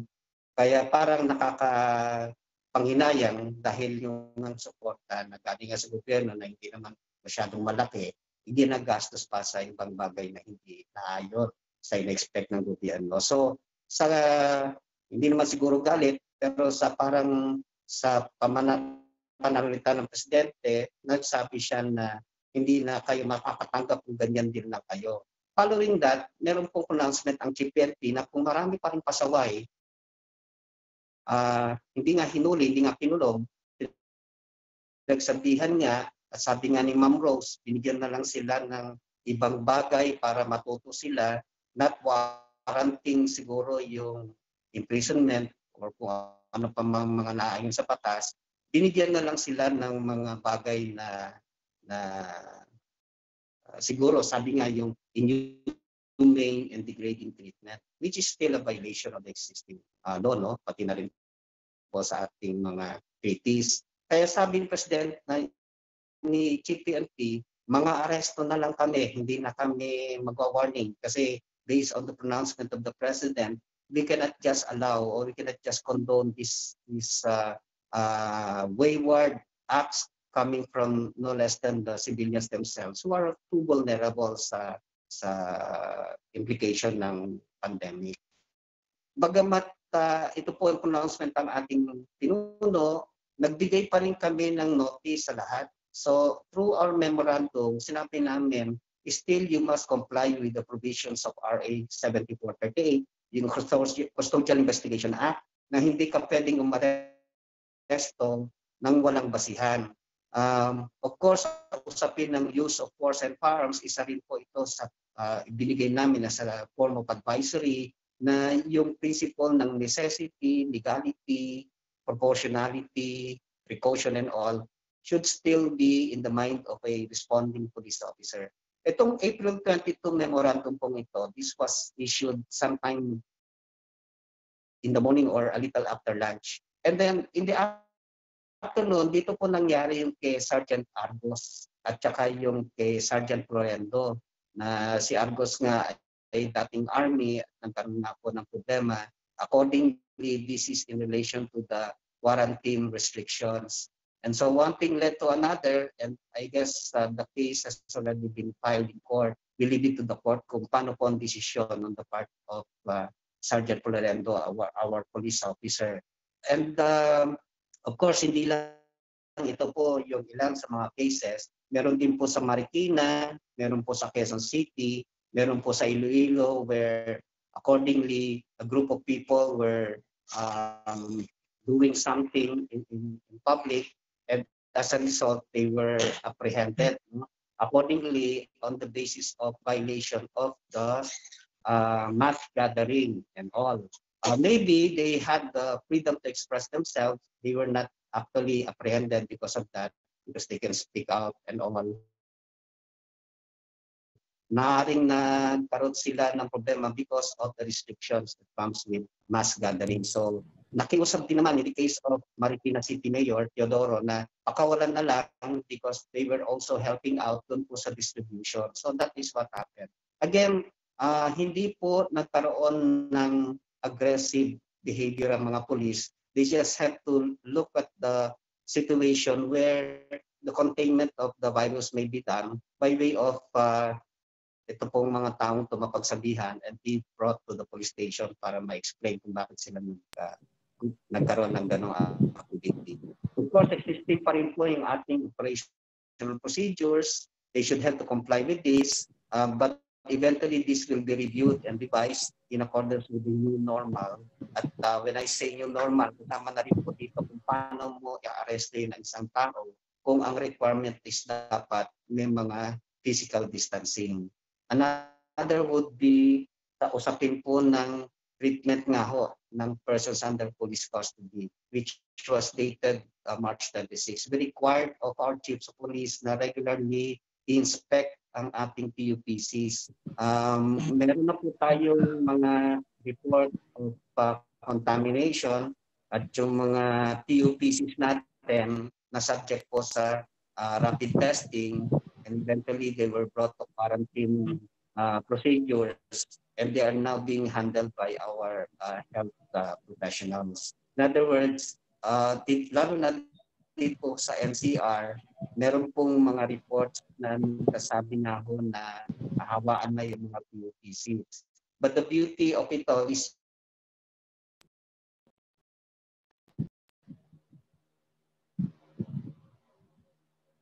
Sir Brandy? Hello? I think we lost Sir Brandy. Naka-mute yata, Aaron? Naka-mute si Sir. Hello? Hello? Hello? Ayan. Okay. Okay po. Yung existing mechanism para po sa police persons under police custody, yung pong mga inaaresto, bago po dalhin sa selda, dinidiretso po muna sila ng chief of police sa mga presinto, and that is where they are being subjected to medical examination. Hindi po sila right away pinupunta o pinupunta sa selda while awaiting the result of their investigation. Naging very strict ang mga chief of police sa bilang ng mga nahawaan. Relatively siguro hindi naman naabot pa ng 10%. Pero nakikita namin yung strict adherence ng NCR police dun po sa kanilang protocols pagdating po sa ina-arrest ng mga PPCs. But for those na talagang in numbers ay kailangan silang pagdadamputin dahil nga sa kanilang mga violations, ipinupunta ko muna sila doon sa makeshift na mga custodial areas or facilities such as yung mga covered court, doon ho sila kinakausap ng mga police kung saan pa man na open areas. At yung nga nakikita na nga natin yung iba, pinagpupush up, pinaglalakad, mahaba, doon na po papasok kung sino man ang mga interested parties to file a complaint because that is still not in accordance with our supposed treatment sa mga persons who are placed under police custody. So all in all, it's pretty hard being a police officer, sabi nga po, but we have been doing our level best to ensure the protection of our people from possible contamination ng COVID-19. And while it is true na marami pa rin po kaming mga dapat isagawa, may mga pagkukulang pa rin kaming kailangang punan. At the end of it all, nandun pa rin po yung intention namin na makapag-provide ng serbisyo you have to serve and protect the community against the unseen enemy that is the COVID-19. Salamat po sa inyong pakikinig. Thank you very much, Sir Brady. We're glad na may mga inisyu po kayo ng mga human rights-based na mga policing, human rights policing policies, no? At nabanggit po nga ho niya, may mga mechanisms na pwede tayong magreklamo. At and of course, we are happy to note na nagkaroon ng direktiba ang DOJ na huwag munang ilagay sa selda yung mga ECQ violators dahil nga syempre ito po ay against nga sa social distancing na dapat nating ipatupad sa time ng executive quarantine. Okay, thanks again Sir Brady for sa panayam regarding sa mga policies at laws involving the PNP, especially during this ECQ. Okay? Salamat po. Okay po. Thank you, Sir Brady. Okay. Ngayon po, dadako na ho tayo. Time check lang po. It's already 11:41. Hopefully, makaka-extend pa tayo ng konti. Ano? We'll go to the Q&A portion. Pero sana po yung tanong, magtatanong po tayo. Let's limit one answer perhaps to 5 minutes. Pero bago po yan, can I just read some of the comments coming from the Facebook, no? Ito ay galing kay Dway John. Is it not that human rights are to be protected against all forms of abuse by or from all persons in society? Is it not that civilians towards civilian can also commit human rights abuses? If human rights are to be respected, then it does not take or mean that only government employees commit human rights abuse. Human rights is human rights, period. Person to person can just as equally commit abuse towards another person. They do not have to be an employee of government to violate someone's human right. Totoo po yan. Hindi lang ho mga state actors, hindi lang duty bearers ang pwede mag-commit ng human rights, pati rin po ang mga persons who are not in government. Or baka ho may mga gustong sa ating resource persons. But anyway, ito po yung comment niya. Mag-comment na lang po siguro mamaya. But there's one question po specifically nandun po sa ating chat. If you would see ho, may mga tanong ho dyan na na-isend, no, na ipadala. Pero ito, una siguro, Sir Brady, pero nabanggit mo na ito, tanong ho ito, survivor ako ng prostitution, sir. Kung may parusa ang mga lumalabag sa ECQ na mga ordinaryong mamamayan, ano naman ang parusa ng mga pulis na lumalabag at kanino kami magsumbong na safe? Magsumbong na safe, mayroon po siyang qualifier. Dahil sa dami ng kaso ng pananakit at pananamantala, wala pa ako nabalitaan na naparusahan. Lagi may investigasyon, pero kapag mahirap, kulong agad. Marami din sa hanay namin na survivors ng prostitution ang pinagsasamantalahan ng mga pulis na walang magawa kundi manahimik na lang. Ginagamit nila ang ECQ para magsamantala. Sorry sa dami na kasi naming nakaranasan sa pulis ay may gawa na wala pong tiwala namin. Pero kailangan namin ng totoong proteksyon mula sa inyo na walang kapalit na katawan. Sir Brandy, would you want to comment on that? I assume po na meron na po silang nilapitan na mga units sa PNP. Pero ang pinaka-prominent po dito yung Women and Children Protection Desk sa level ng station. Pero kung gusto po nila ang kamprami ang mag-responde sa kanila po sa PIN, meron po tayong Women and Children Protection Center. No? Ito po yung maasikaso sa mga kaso, maasikaso sa mga pambibiktima kung kanino man, lalo na kung ang mga nai-involve dito ay nasa government, including the police officers. Administratively, meron po tayong Internal Affairs Service.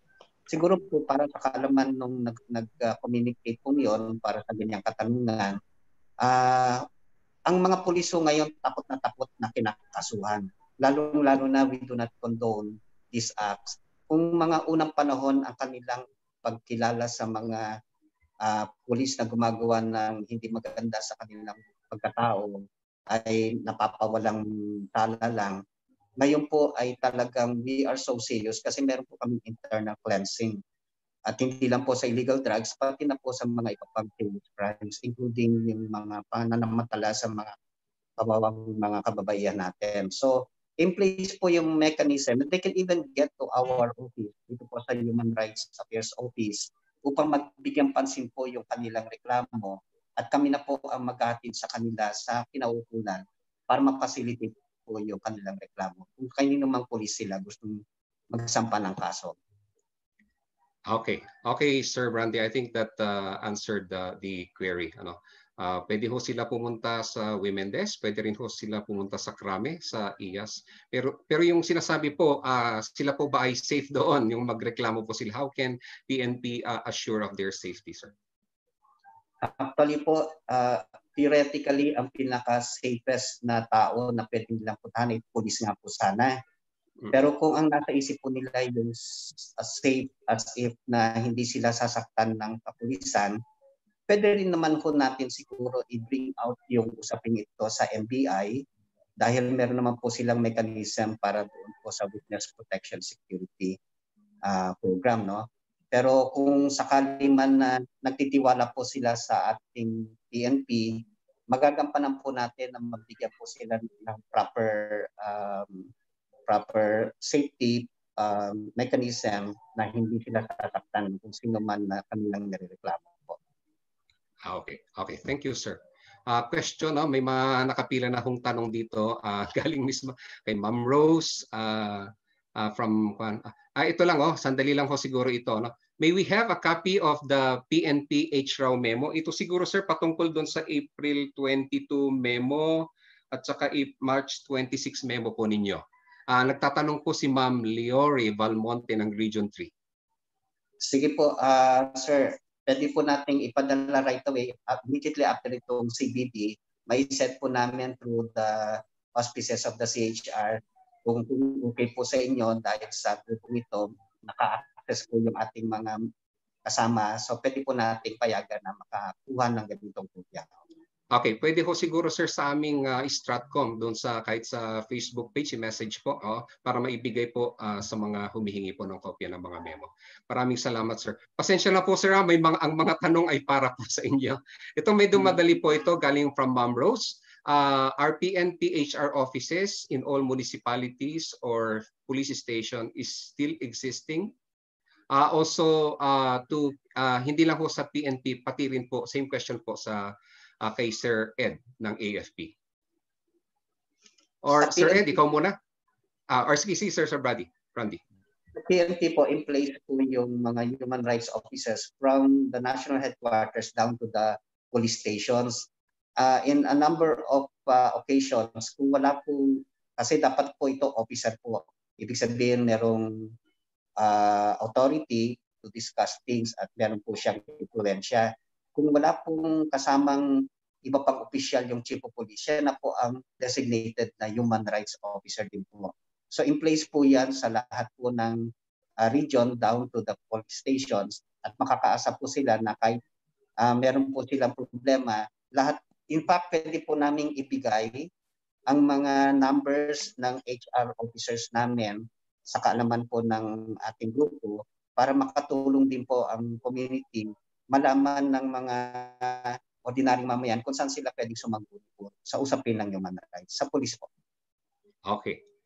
Sahanin naman po ng AFP, Sir Ed. Hello, Sir Ed? Baka nakamute. Aaron, can you check kung para makapag-reply si Sir Ed? Ayan, Sir, yan. Sir Edwin, narinig niyo ako, sir? Yes, sir. Yes, sir. We hear you loud and clear. Pero anyway po, magandang umaga po sa inyong lahat. Sa hanay po ng AFP, yung mga human rights officers po namin sa field, ando po sila para tumanggap po ng reklamo kung meron pong reklamo tungkol sa aming mga military personnel. Ang role po at function ng human rights officer po ay ipag-coordinate din po sa ahensya ng gobyerno at sa mga civil society organizations. Kaya nga po, gusto ko lang pong dugtungan yung sinabi ni Pong Clemente kanina na ang ang aming pong objective po ma-institutionalize at ma-localize po ang community-based dialogue systems sa ating po mga different regions convened by the CHR and co-convener po yung mga CSOs para po matalakay po lahat po ng mga human rights issues po at yan po ay matugunan po ng AFP at ng PNP. Yun, at isa pa ho, tungkol po sa pandemic, ang aming pong opisina, ang chief po ng AFP Human Rights Office, Brigadier General Raimundo Acorda, ay nag-issue po ng message po which was distributed to all AFP units to observe, strictly observe po ang human rights in IHL during the time of the pandemic. And a report po at para gumana po ang military justice system for all military personnel who violate human rights in IHL. Yun po, Sir Irving. Okay, thank you, Sir Ed. Dumadami yung question. Meron pa rin ho tayo, nasa 63 po tayo ngayon. Before I go to Sir RP, pwede niya iba to yung tanong niya. May isang tanong meron hong taga NCRPO pala ho dito, Sir Brady. Pwede kayo pong magsasagot, either isa po sa inyo. Pinapa-clarify lang po, sir, ito po yung response doon sa report ni Ma'am Rose Trajano on human rights violations by the police. And these are documented on video and actual reports filed. These are not fake news, sir. So ang tanong ho niya, what is the accountability of PNP? Parang gusto po ni Ma'am Judy ng Lilac na malinawan pa po kung ano po yung accountability ng PNP patungkol ho dito sa mga paglabag sa karapatang pantao na ito ay ginawa po ng ating mga kapulisan. Siguro po sa usapin ng accountability, no less than the PNP himself ang nagbigay ng pronouncement. At ito po yung unang marching orders niya na wala pong pulis na gagawa ng anumang bagay, lalo na kung ito ay sa usapin ng police operation, na hindi sumasang-ayon sa human rights, sa principle of accountability, and of course sa rule of law. So kung ang pulis ho natin nagpa-violate itong mga usaping ito, lalong-lalo na ang rule of law, kasi sa rule of law kung may mga deviation sa aming operation procedures, most likely po ang human rights ay nababiolate din po. So ini-emphasize din po namin sa mga chief of police kasi they would be held responsible dun po sa actions ng kanilang mga personnel na na-involved, na magkakaroon din po sila ng kaso under the principle of command responsibility. Kailangan lang po din na maging hindi naman po matapang pero mas matatag ang kanilang loob na magsampa ng kaso sa aming kapulisan. Kasi honestly, we do not condone any acts that will be inimical to our service to our people. So marami po tayong mga layers, marami po mga bodies that can handle any of all these cases that may be filed against erring police officers. So pwede po silang sumagguni. Kung sa usapin po ng administrative case, pwede po ang Internal Affairs Service.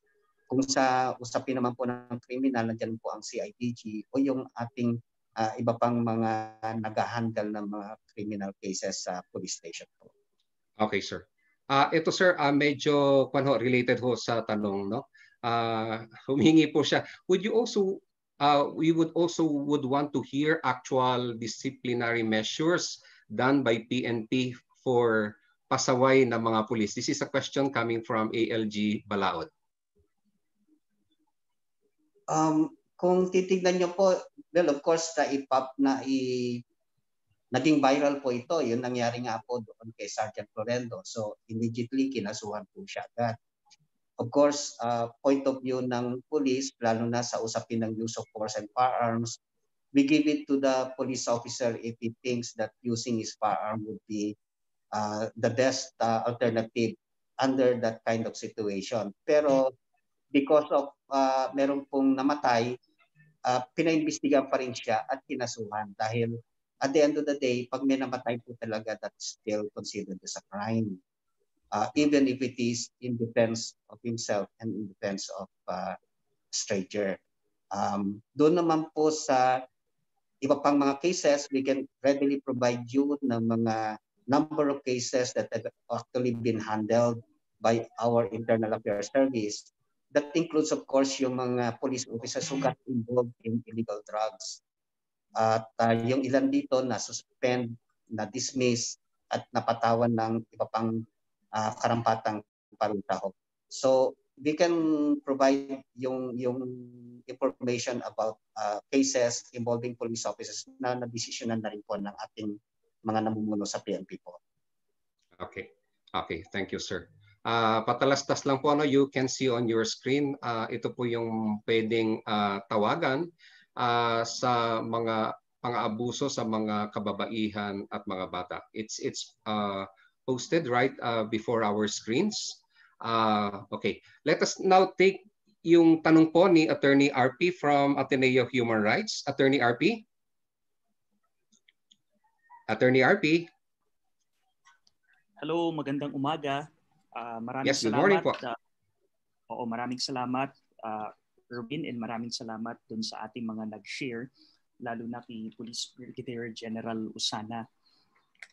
Sir, ang tanong ko lang siguro, iiklian ko lang. Una, hindi muna tanong, magpapasalamat kami sa lahat ng mga frontliners, of course, na who risk their lives at this time. Kasama po dyan ang mga kapulisan, ang mga sundalo po natin, at yung mga iba pang mga taga-barangay, health workers, etc. No? Alam po natin na meron rin ho talagang mga pasaway, no? Meron talagang may pasaway, at the same time meron hong mga biktima ng mga circumstances. Yung pangalawang punto po dito is maganda ho yung nilagay nyo na ang mga batas natin na sinusunod ngayon. Okay, hindi ko na ho uulitin. Tama po kayo na in a time of a public emergency, meron naman po talaga, kahit naman ho hindi public emergency, hindi naman po limitless ang lahat ng mga karapatan. Po, meron pong talagang limit yung mga karapatan rin po natin. At yan po ay most of the time kung ano ho ang nasasang-ayon sa batas. Ang punto ko ho dito is yung mga role ng mga institutions natin.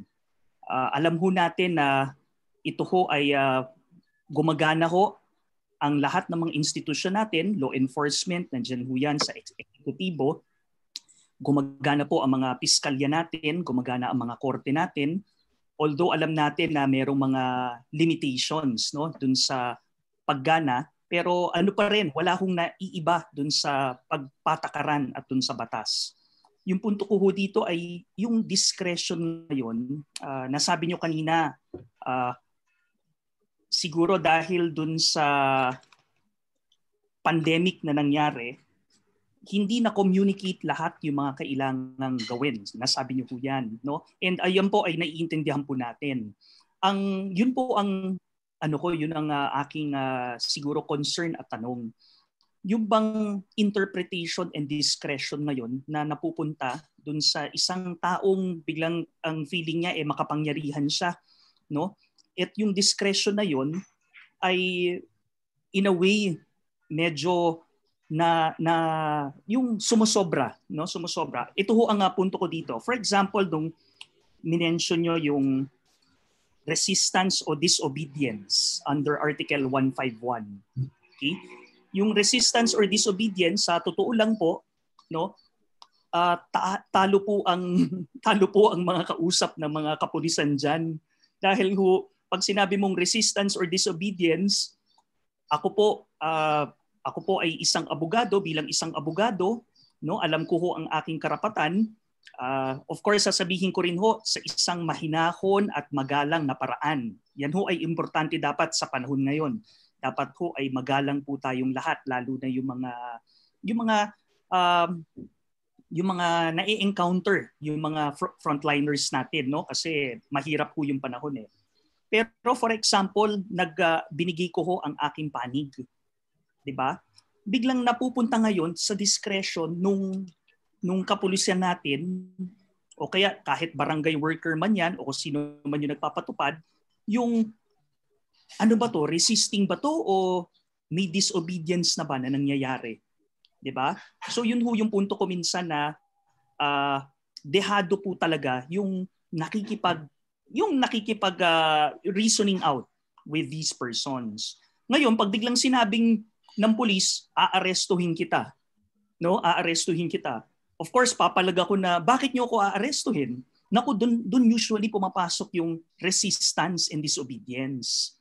'Di ba? Na ang punot dulo nakikipag-reason out lang. Bakit nyo ko dapat hindi arestuhin o bakit ako dapat na nasa labas? Yun ho yung punto ko. And yung sa akin, maganda yung sinabi nyo kaninang, hindi, dapat linilista lang natin yan eh.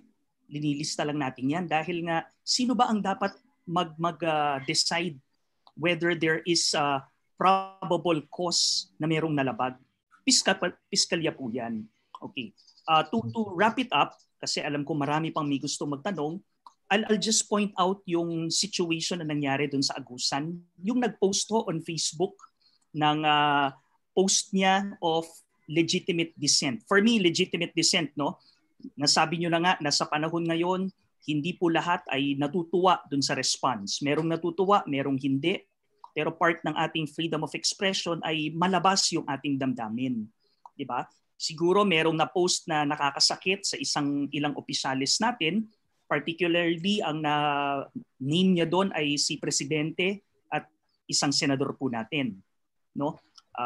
Natawag niya ho ng isang hindi magandang pangalan. Inaresto ho siya ng pulis. Warrantless arrest, 'di ba? Ito yung discretion na sinasabi kong warrantless arrest, ang point nila, you are committing cyber libel, no, in relation to the Cybercrime Prevention Act. At inaresto yung tao. Okay. Ngayon nung inaresto, kausap po namin yung CHR Regional Director ng Caraga Region, shinare niya, alam mo na-dismiss yan ng piskalya. Na-dismiss. So yung punto po doon, kung ito ay unang-una final through a preliminary investigation natin, di ba? Hindi po dapat na sigurong aresto muna kasi pag aresto, dapat ikukulong muna yan. No? So yun po yung punto ko about yung putting too much discretion on some of our law enforcers. And alam po natin, iba-iba ang discretion po natin. Di ba? Okay. And then kaya ko rin po sinasabi yan ay siguro, sorry, last po. Medyo naguluhan lang rin ho ako yung case nung mga nahuli sa Marikina. Di ba? Kasi nakiusap yung city mayor na palayain. Di ba? Yun rin ho, gusto kong malinawan ho doon. Kasi oftentimes, ayaw humadaan sa pakiusap ng ating mga kapulisan, yung reasoning out kung bakit siguro dapat palayain natin, especially at this time. No? Pero parang ang hirap, kapag mayor pala ang humingi ng pakiusap, pwede naman pala. Diba? And then yun ho yung medyo naguguluhan ako because it puts a lot of discretion again on law enforcers. Parang ang message nun, pwede tayong manghuli, but at the same time, pag hinuli natin, meron tayong discretion pala ngayon kung palayain natin o tuluyan nating kasuhan. No? So yun ho ay importanteng malinawan bilang pulisiya po sa ating mga kapulisan. Maraming salamat po sa opportunity ng itong dialogue na po. Salamat po CHR at ELG. Okay. Thank you, Attorney RP. Yes, sir. Sagot po po, sir. Sige. Okay. Salamat po, Sir RP. Isa po kayo sa mga iniidolo ko po, sir, sa usapin ng human rights. Sir, ito po, honestly, sir, around the world, if you look at the literature ng ating police operations, there really is such a thing as police discretion. It's a thin dividing line, sabi nga po, thin blue line that creates in the police officer to decide in split second ano ba ang gagawin niya sa ganitong situation. Kaya nga po sa ating operational procedures, ito po ay isang libro na sinasabing Bible o Quran ng ating mga kapulisan. Kasi nakapaloob po ang bawat kilos niya doon sa librong yon na any deviation may be viewed as already violating the rule of law. Pero alam po natin merong mga bagay na hindi nakikita sa libro na kailangan niyang desisyonan. Yan na po yung mga sitwasyon na ano bang gagawin ko dito. So kapag may mga sabi nating blunder on the part of the police, we have existing mechanisms through which yung mga nabiktima can express their grievances or even their complaints, formal complaints against any of our police officers, and they would understand that until later ma-realize nila na eventually, because of the lessons learned, they will no longer commit similar acts. And good enough, pinag-uusapan po ito ng ating top hierarchy sa PNP ngayon. Dahil nga po nakita ho natin yung lessons learned po yun sa usapin ng COVID-19, vis-a-vis yung law enforcement operations. Inirecommend po namin sa ngal po ng Human Rights Affairs Office sa aming Chief of Directorial Staff, si General Binag, na sa use of force and firearms in particular, hindi kailangan tanggalin yung kakayahan ng pulis sa usapin ng paggamit ng kanyang armas kasi kasama po yan sa kanyang training at sa uniform po niya. Pero dapat mag-introduce ng mga alternative, yung mga ibang interventions na hindi kailangan use of firearms or force, na capacity to manage it. Tama-tama po yung sinabi niyo, hindi pa pwedeng kausapin na lang ng pulis yung kakayahan niya na ma-convince yung tao na mag-disperse na lang at hindi kailangang ikukulong or idiretso sa police station. Kasi nga yung aggression, yung aggressiveness on the part of the police in particular po, creates the trouble, lalo na doon sa mga tao na alam nila yung karapatan nila na ipaglalaban talaga nila yan. Siguro, one thing led to another, yung police medyo nairita na hindi niya na kayang contain yung situation, gumawa na lang siya ng hakbang based on his own discretion dahil authority siya sa palagay niya. Pero sinabi rin ho namin every now and then, we are here to serve and protect. A case in point here is yung nangyari po doon sa isang trainee na even if he asked one guy kung bakit wala siyang face mask, instead na arestuhin dahil yun ang pwedeng maging basis, dahil on the basis of non-cooperation, pwedeng niyang sabihin, napunta ka sa police station dahil may violation ka. Hindi, ibinili ng trainee, police trainee, yung mama ng face mask. Because ang kanyang intention is to serve the interest of the client. Ito sana hinahanap din namin yung meron ding term na verbal judo, yung kaya mong impluensyahan ng isang tao to follow even if you do not have to employ force physically. Lalo na dito sa Philippine setting po, sa ating mga mamamayan, minsan sumusunod lang din po ang mga mamamayan kapag may pupuntang pulis na tangan-tangan ng barel. Pero ito rin ho ang gusto natin ding maalis sa pulisan na wag because may pulis, may baril ka, kaya mo nang desisyonan kung ano ang pwede mong gawin sa kung sino man ang kausap mo. So in other words, this is a function of training. Kailangan rin talaga ho, dahil sa mga pagkukulang yon, ma-develop yung kakayahan ng mga pulis to manage conflicts, to resolve yung mga issues that are within their control, at hindi kailangang exercise yung too much authority over the civilians kasi talagang between the police and the ordinary civilians, i-assert ng police yung kanyang authority at all cost, lalo na kung nakikita siya ng mga mamamayan kung ano ang gagawin niya sa situation na yon. Rest assured, sir, that this has been discussed well sa top level, and eventually because of the upcoming Senate hearing this coming Monday, if I'm not mistaken, most likely isa rin po ito sa mga i-raise before the PNP kung ano ang pwedeng magawa under this current new normal po. And maybe later, sir, pwede po natin mapag-usapan kung ano pa ang pwede nating masagawa as a matter of policy sa PNP personnel with regard to exercising discretion, which is supposedly more positive dapat sa mga mamamayan. Kasi merong mga bagay na wala ho talaga sa libro na nagagawa ng police on the basis of his interest to serve and protect the community po. Okay, thank you. Thank you, Sir Brandy. Before we proceed to other questions, may panahon, may mga VAUSI related po na mga tanong. May we request, Karen, to talk on VAUSI, especially during the COVID and during the quarantine period. Thank you very much, Erwin. No? Just to say that we've already posted yung mga maraming hotlines tungkol sa VAUSI, gender-based violence, na mga complaints. There have been questions raised kung tuloy pa rin yung mga VAUSI desks. In the barangay, tuloy pa rin yan. The quarantine is no excuse not to issue barangay protection orders. In fact, we've been in conversation, online conversation with Senator Risa, who's actually reimagining and proposing a rethinking of issuances of barangay protection orders, not only to last for 15 days, but a little bit longer because of this lockdown, because of difficulty in the movement. We've received complaints na yung mga shelter naka-lockdown din, sarado. So sinasabihan yung mga nagre-reklamo na bumalik na lang after quarantine. Hindi po pwedeng ganon. No? So inaabisuhan namin yung mga local government, particularly the barangay, the city desks, and even the provincial desks, that they cannot do that.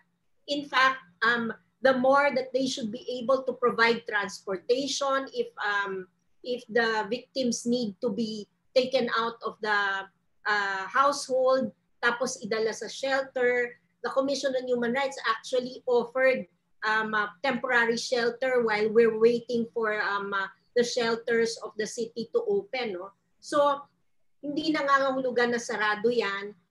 Kailangan nating bantayan. Our regional offices are here. You have our contact details on Facebook. Let us know so that we can activate the referral mechanisms para matugunan yung mga concerns sa gender-based violence, sa violence against women and children. Just to react to what Attorney RP was saying earlier, and also General Brandy Usana, no, regarding discretion, kasi dapat on the ground, yung interpretation din kasi sa rules, yun ang nagkakaroon din ng problema ang ating mga frontliners na nasa law enforcement.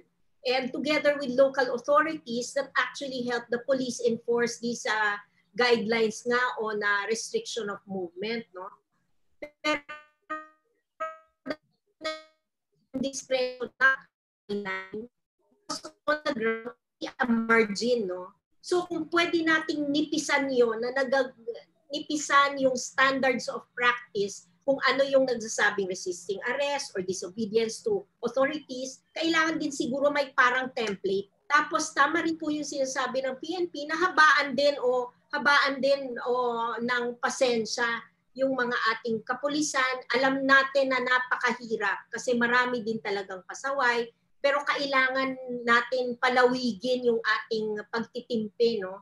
And last point is that we must be able to see, no, sa law enforcement, ang panawagan din kasi is the power or the authority must not be seen just as an authority. It's also a responsibility to empower people. Katulad nga po nung example ni General Brandy earlier na meron namang isang wala siyang mask. Pero ang nangyari, kinaladkad pa ng 3 tanod para papunta sa presinto. So it's really counterproductive. But if our police officers and local authorities are armed with PPEs, then we can just give it to them so that we also satisfy the requirements under health safety requirements, and also try to empower them to follow quarantine guidelines. Katulad nga po nung sinabi ko kanina, the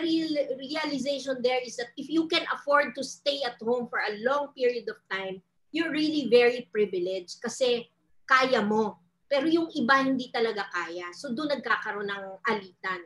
So maraming salamat doon sa reaction din ni Attorney RP and sa mga sagot ni General Brandy. That's all. Maraming salamat, Erwin.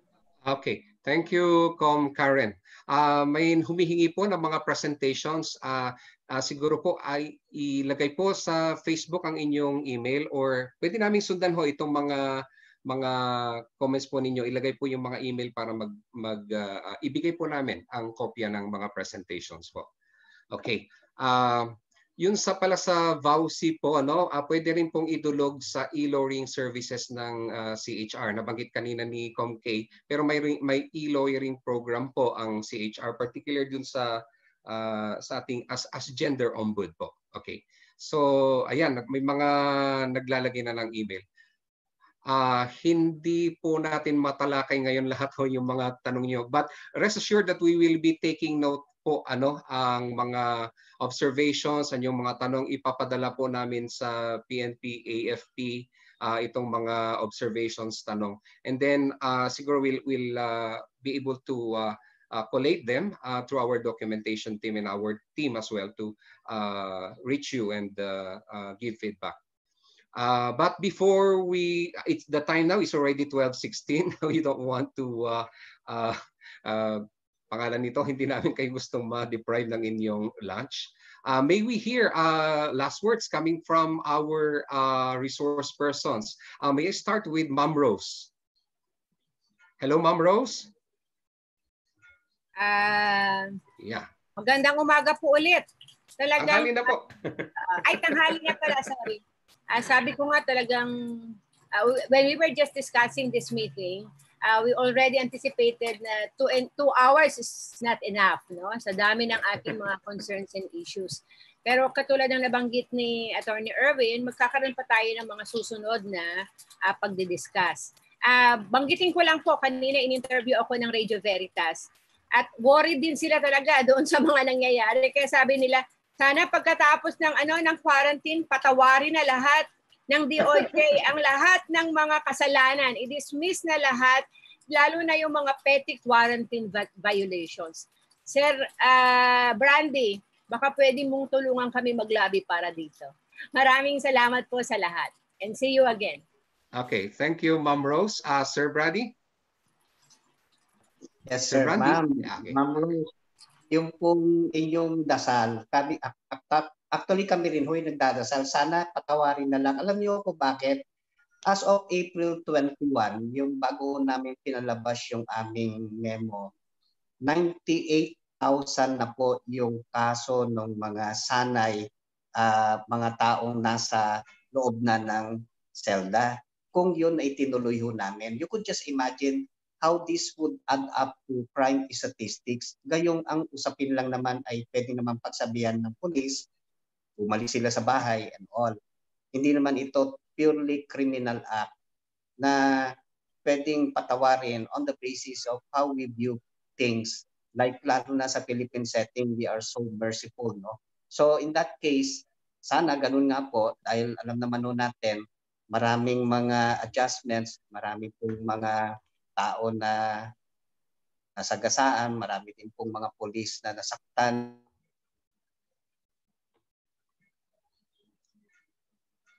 Hello, Sir Brandy. Nawawala. Hello? Sir Brandy?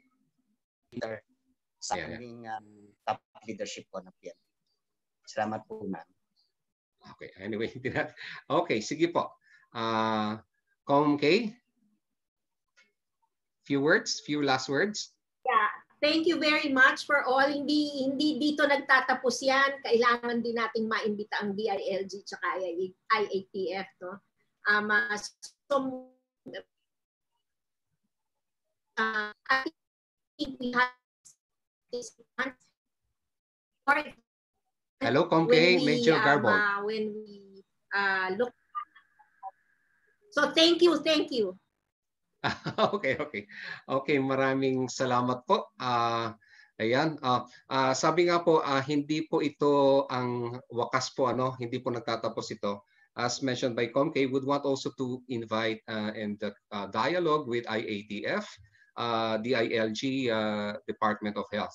Okay. Marami po kayong mga naibigay na suggestion dito po sa chat group natin, paparating po namin sa mga kinaukulang ahensya, lalong-lalo sa AFP, PNP.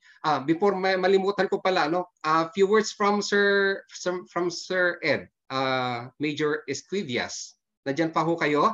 Nandito pa ho. Okay, sige sir. Sige, few words po. Nagpapasalamat po na nagkaroon ng pagkakataon na magkita tayo muli. And we are also praying po na we hope na magkaroon ng kalutasan, magkaroon ng bakuna. Kasi kung ito po ay magpapatuloy ganitong sitwasyon, we are really working for and we hope that we could work with you on institutionalized po yung mga processes po at mga mechanism para ma-promote po ang human rights. Kaya sa ngayon po, hanggang sa mga sunod na buwan, we hope that this will be a regular thing po ang ating pong virtual community-based dialogue sessions para mas magkaroon tayong pagkakataon na maggawa po ng paraan na ma-institutionalize at ma-localize po yung mga mechanisms nito para maprotektahan po ang karapatang patao. Salamat po. Okay, maraming salamat, Sir Ed. And last but not the least, Sir Rene, are you still there? Sir Rene? Okay. Yeah, okay. Yes, sir. We really last words of the dialogue. So we hope na mag-continue pa rin on community. It's very important, especially with the ongoing health crisis. You know, maraming kailangan resort. So, thank you very much. Okay. Thank you, Sir Rene, for those last words. Yeah. Parang nag-garbo. Okay. Dito po nagtatapos ang ating community-based dialogue online. Simula pa lang po ito. Magkakaroon pa ho tayo ng ating susunod. Pero parang may pahabol na mensahe. Sandali lang po. Okay. Okay. Pinakiusap lang ho ni Mark na hindi tayo mag-end kaagad. But anyway, we want all of you from the civil society organizations. Thank you for yeah. Okay. Maraming salamat mga kapartner. We will get in touch po with you as much as we can siguro, as much as we can, we provide you the documentation of this dialogue. And again, set another community dialogue in the future. And perhaps we will be able to engage nga, sinabi po namin, ang DOH at DILG. Lubos kaming nagpapasalamat uli po sa inyo. And ingat po tayo, darating si Ambo ngayong hapon. Thank you very much.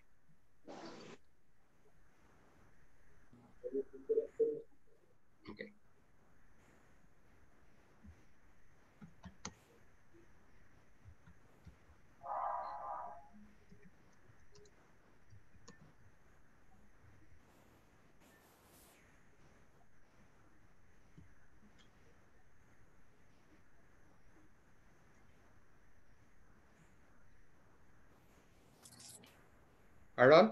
Yes. Okay, thank you. Thank you. Thank you. Congratulations! Thank you, Ma'am Rose. So ulitin. Mark! That's Karen! Mark. Director Gemma. Salamat. Si Sir Brandy, thank you. Sir Brandy, thank you so much. Sir Rene. Sir Brandy, Sir